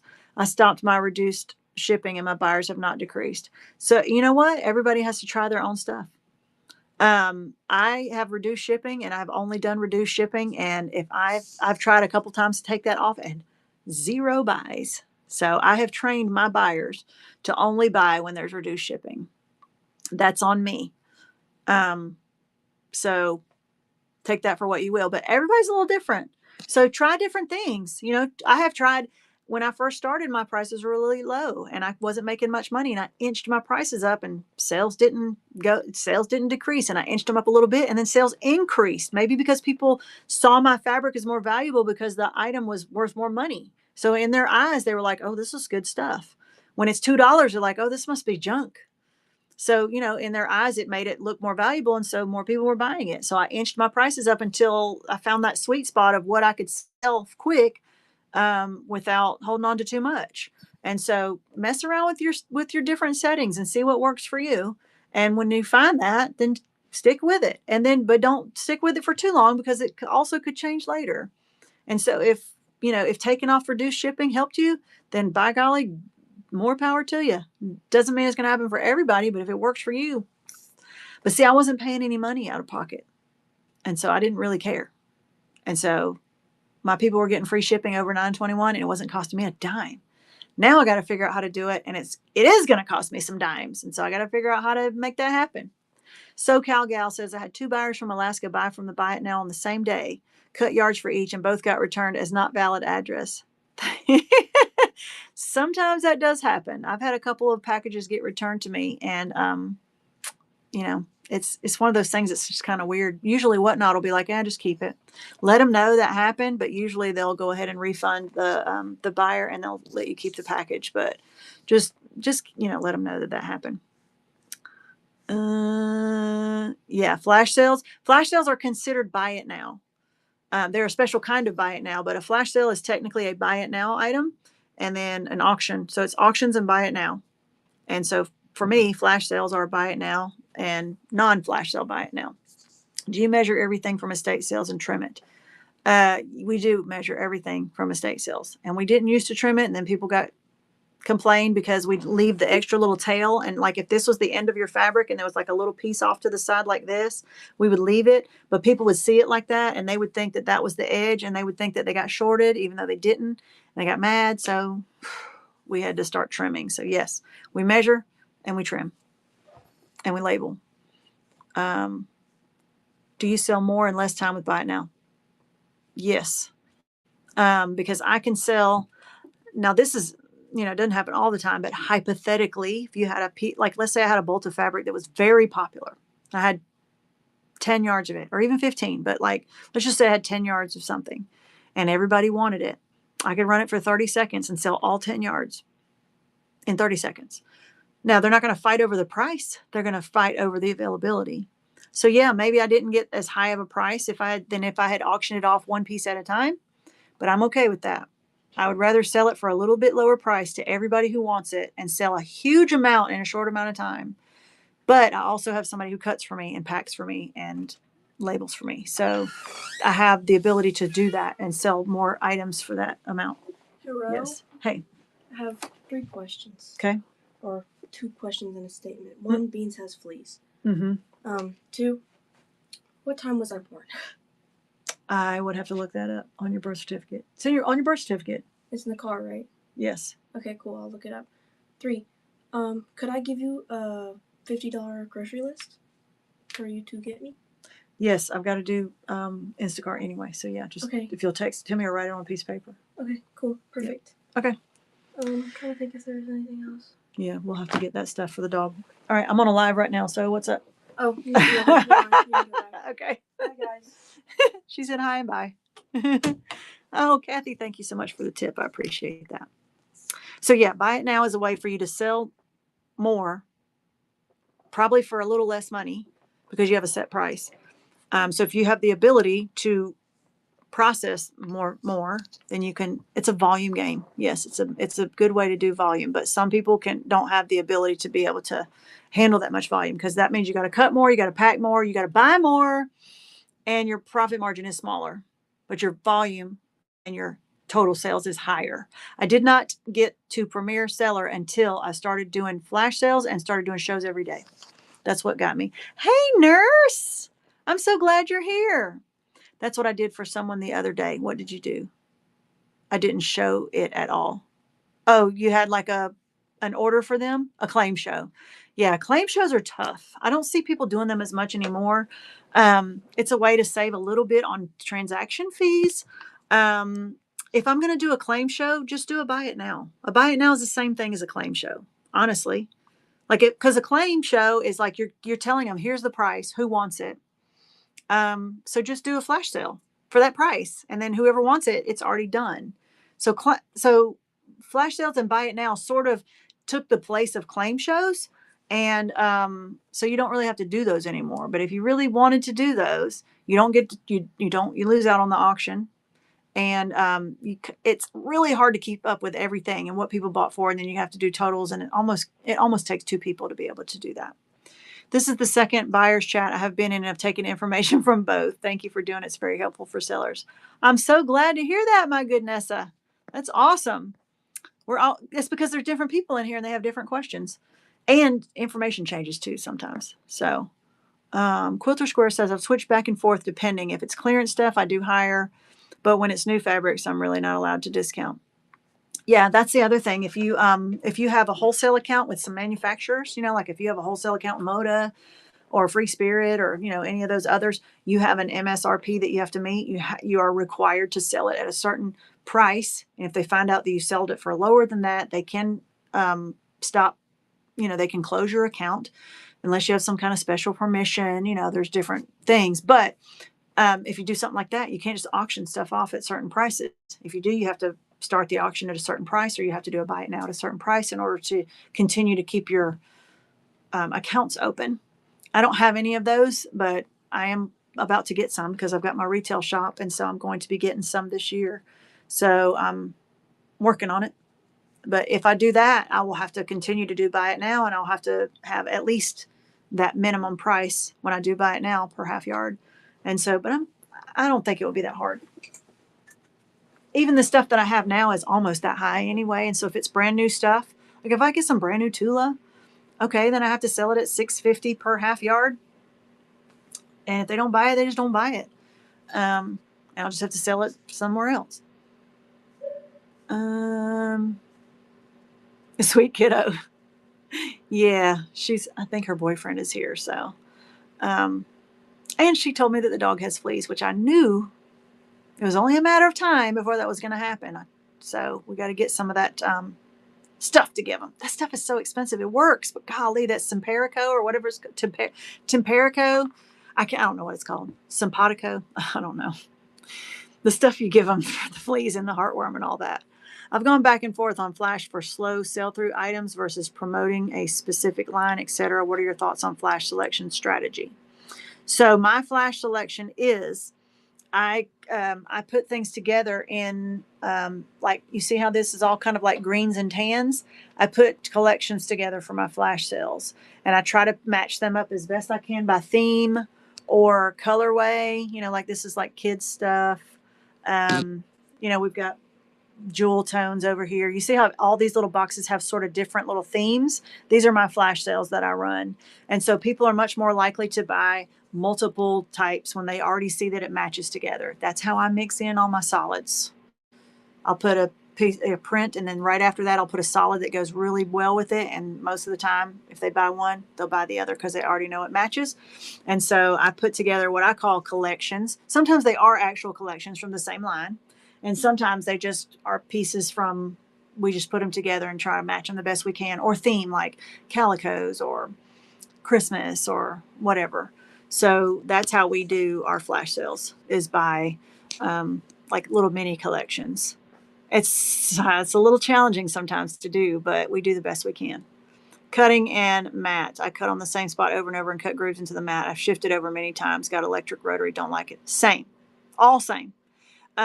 We shift over every week until we've run that thing out. We change our blades every week. And then when we finally have run through those grooves till we can't run them anymore, and then we watch on Amazon, and when they have them on sale, buy another one. So we just buy, mine is eCraft self-healing mats.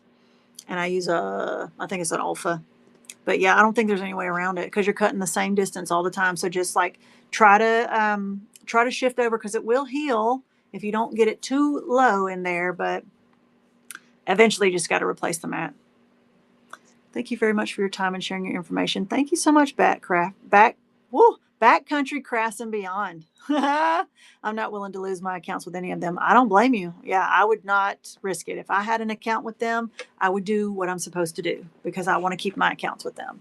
But right now I don't have any. I have wholesale accounts with distributors that they have accounts with them, and I can do whatever I want under them. And then the rest of it I get from wherever I get it from. So as of right now, I don't have any like true manufacturer accounts, but I'm about to.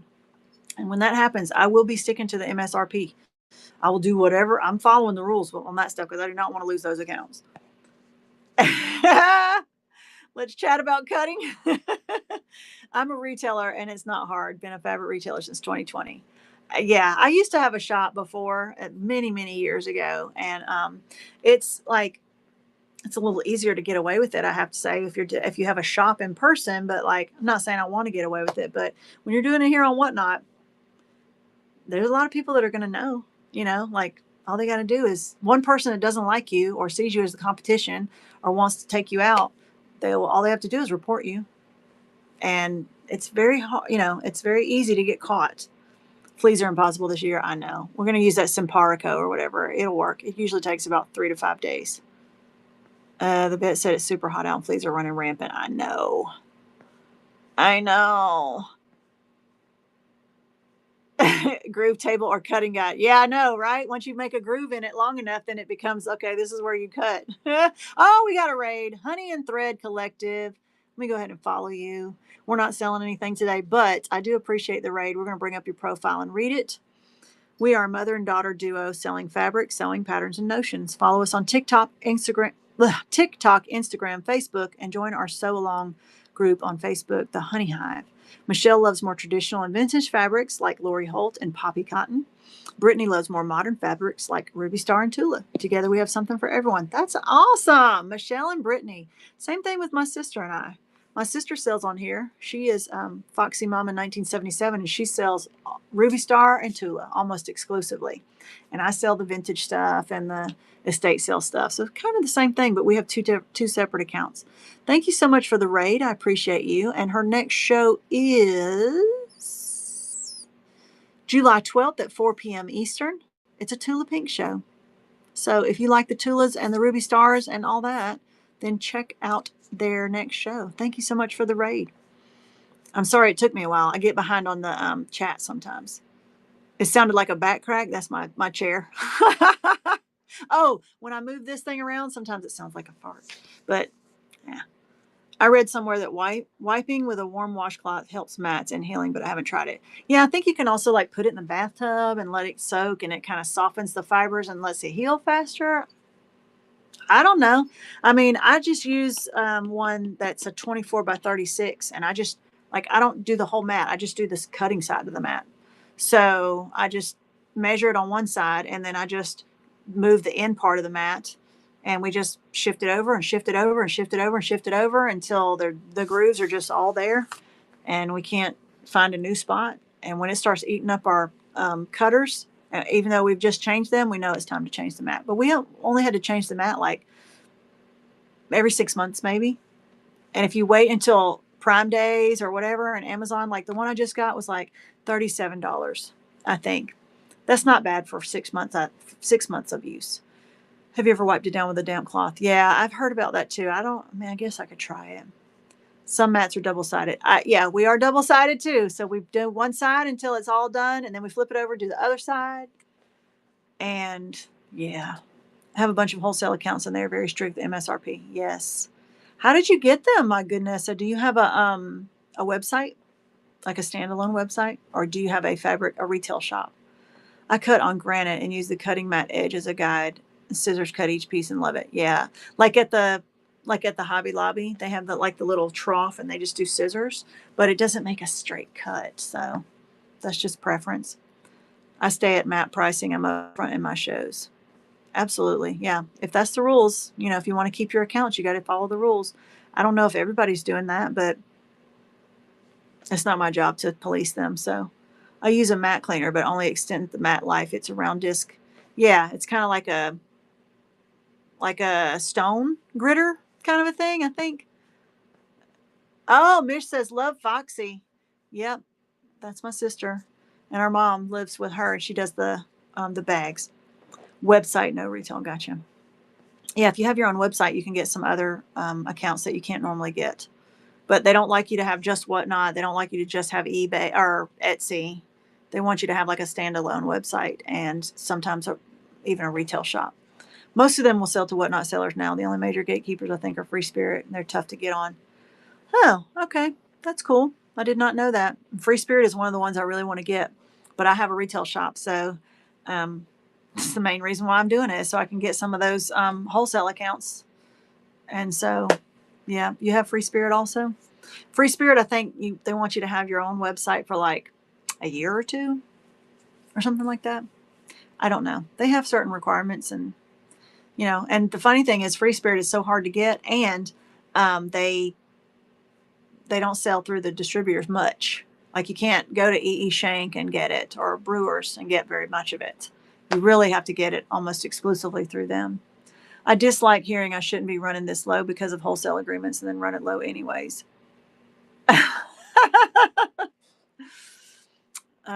Yeah, that's so basically you're saying I'm breaking the rules, but I'm going to do it for you. Like, okay, if that's what you want to do, you know, and I've heard a couple people on here that, um, you know, and it's not my business. Maybe they have a special permission. Maybe they have a special agreement because Whatnot's changing the game a lot. So there might be sellers out there that have special agreements between the manufacturers. They might have special permission to run limited sales or whatever. It's not my business. I stay out of it. I see it and I'm like, I wonder if they're supposed to be doing that, but I keep it in my head. Some reps also watch your Whatnot if you tell them you sell on Whatnot, which is why I don't mention Whatnot at all. Well, see, I worry that if I don't say that I'm on Whatnot at all, and then they find me on Whatnot, they're like, why don't you mention this? So I'd kind of rather mention it because I'm not going to break the rules. Like if I'm not breaking the rules, I'm not worried about what they know and what they don't know. If I don't tell them about my Whatnot at all, and then they find me, they're still not going to see me doing, you know, breaking the rules, but they're going to be like, why did you keep that from us?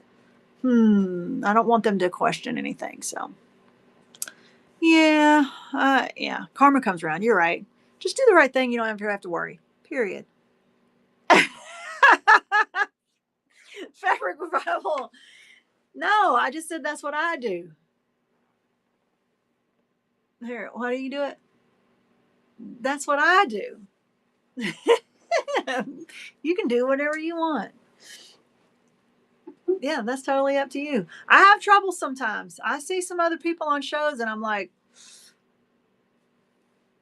if there's enough troublemaker on a show, I block them, not to block them, but to block myself from them. Do you know what I mean? Like I'll block them so that I don't even accidentally end up in their show. So I don't say something because I get triggered.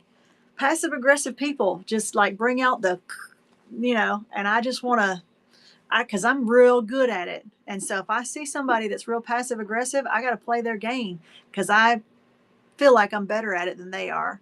And so I'm like, challenge accepted. And so I'm like, nope, nope, nope, nope. I don't want to shit where I eat. So this is my job, right? This is where I make my money. And so I don't want to get into beef with other sellers for over something stupid. And so if I don't agree with them, I stay away. If I have to block them to stay away, just so I can like not be tempted to. And so it's not my job to make sure they're following the rules. So I just, yeah. Timber Hill Sewing Shop says I need to block Fabric Revival only because I love her fabric so much and I'm going into consumer debt. Right? That's funny. My business is named different than Whatnot only. So only 2 reps I've met in person. Others were easy applications with state tax. Yeah. I just keep the same thing for everybody so I don't have to worry about it. Oh, Fabric and Treasures is rating. She was just in here a little while ago. Now she's back. Yay. Let's go ahead and pull up her profile. Good to see you again. Vintage everything. Quilting, sewing, and sewing. Quilting? Oh my gosh. Maybe it's time for me to. Words are hard. I've been a reseller for over 30 plus years and enjoy finding amazing vintage items to save, upcycle, and rehome. I think in my 30 plus years of selling vintage, I've saved thousands of items from the landfill. Absolutely. And her next show is 7/7 at 7. I'm free on the 7th at 7. 7th at 7 it is. If you know what movie that quote is from, you get bonus points in the chat. She has July 7th at 7 p.m. Eastern.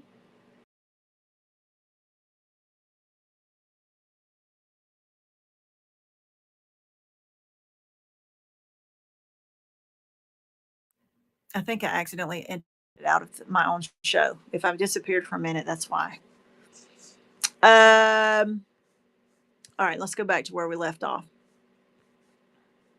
If anybody needs help or advice on the wholesale process, feel free to message me. I'm a new seller to Whatnot, but in the reselling business for decades. Absolutely. That's awesome. Timber Hill Sew Shop Fabric Revival says, don't leave me. I wish I could quit you.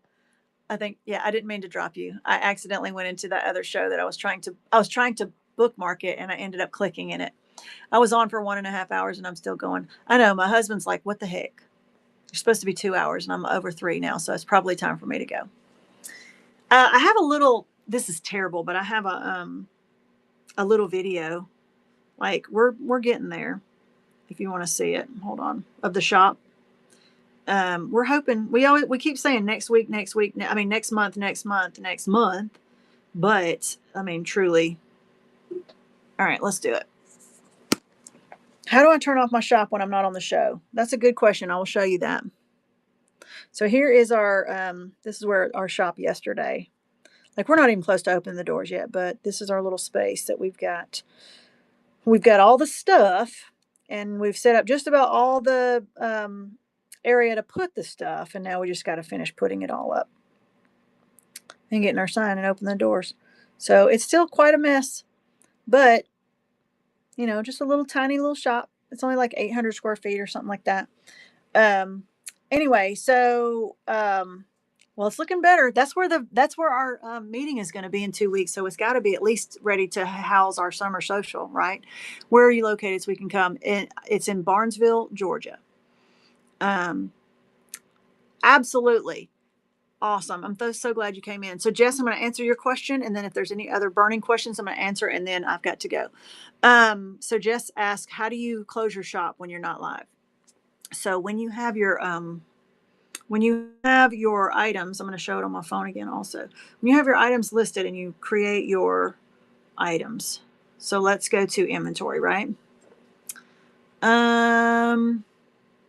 Like here's my inventory list, right? So I'm going to go do my inventory, and like this is an item. It's not active right now. It's in the inactive.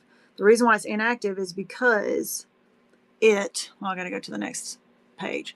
You see where it says reserve for live? You want that on. If you turn that off, it's going to be in your shop all the time. If you turn it on and you don't assign it to a show, it's just going to be sitting there. And then whenever you assign it to the show, it will go active in the show. Even before the show starts, people can get to it in the show by hitting the shop. So you want to assign it to the show and reserve for live. If you don't reserve for live, it will be in your shop all the time. Hopefully that makes sense. But just know, as soon as you assign it to the show, even if the show's next week, if that person goes into the show before it starts and hits the shop button inside the show, they can buy it. And I didn't know that. And that kind of sucks because I was putting stuff up ahead of time and people were buying stuff from future shows and I didn't see it, and it was messing up my inventory. And so now I have to only assign things to one show at a time. It takes a lot more time. It takes me like 2 hours a day to reassign all these pieces of fabric to every show every day. Probably not the best use of my time. I wish there was another way. I'm trying to figure it out. Maybe there is. I don't know. But that's how you do it. All right, guys. Any other burning questions? Start thinking about how you're going to swap over your shipping. Start thinking about what size shipping supplies that you're going to need, and go ahead and start purchasing them, because you don't want to wait until August 1st and then be like, oh crap, I need some poly mailers and I don't have any. I just had a show and now I have nothing to pack them in. Really start thinking ahead of like what size you think would be the best. Like, try to get a size that will fit your 1 to 2 pound of items, and then maybe another one that will fit up to 5 pounds of item. So maybe 2 different sizes, maybe. I think that's probably what I'm going to do. And then stock up on some 12 by 12 by 12 boxes, maybe, just because that's the biggest you can get without being over. And start with that. We're trial and error right now. We think we know how we want it to go, and we won't know exactly until we just actually put it in action. So do the best you can to set it up the best way you know how, and then run some shows and figure out what works, figure out what doesn't. Listen to a lot of other sellers that sell the same things that you do and see what they're doing, because we're all going to be talking to each other the first month or so to figure out what's working the best. And then just come back to these kind of shows, so we can talk about all the details. I also have a Facebook group that's called WhatNot Fabric Sellers. If you want to join there, we're talking about it there too. So that if you have feedback or you have ideas, we can kind of bounce ideas off of each other. So if you want to join there, it's brand new. It's not very active right now, but that way we can at least talk about it off platform. And that's about all I can think of right now. Once I get all my stuff figured out, I'm happy to share whatever I've figured out with y'all. Because the better that every seller is on WhatNot, the better that WhatNot is, which means the better chance we have of bringing in more buyers. If you're a crappy seller and somebody comes in to their first show ever and they come to your show first and you suck, they're going to leave WhatNot and never come back. So WhatNot Fabric Sellers. just so that we can figure out the shipping and all that kind of stuff. But yeah, so we don't want anybody to suck on Whatnot because that reflects on all of us. So we want to help each other be the best sellers that we can, because they're not just coming to you, they're coming to you and then they're going to stay and then they're going to come to other people. It's like being in a mall. You don't want the mall to suck, even if you're a good store in the mall, because if they come to the Apple store in the mall, then they might come and see you too if you're next door to them, right? So we want everybody to come to Whatnot and to always have a good experience so that they'll come back and find other people, right? So don't suck, everybody. Like, everybody, do your best to not suck. Let's help everybody else not suck too. All right, guys. This is a long one, but thank you for hanging with me, and I appreciate all of you. Just follow me if you want more of this, and then come to some of my shows if you feel like it. Even if you just want to come and hang out, that's fine too. And I'm happy to answer questions. You know, if you message me, I'm happy to answer questions if I can. And you know, we'll see you guys next time. Thank you so much. Bye, Tiffany. Bye, guys. Let's go raid into somebody. Always end your show with a raid. If you need help, go to the raid with the most people in it. And if you need to help other people, go to the raid with the lowest people in it. So, or just go to somebody you like a lot. I don't see a whole lot of people that I know. I only see actually one on the list that I know, and that's Bougie B, and she is awesome. You will love her. So we're going to her. Let's do it. Chicks in the chat when you get over there, because we're cheap, cheap, cheap, cheap.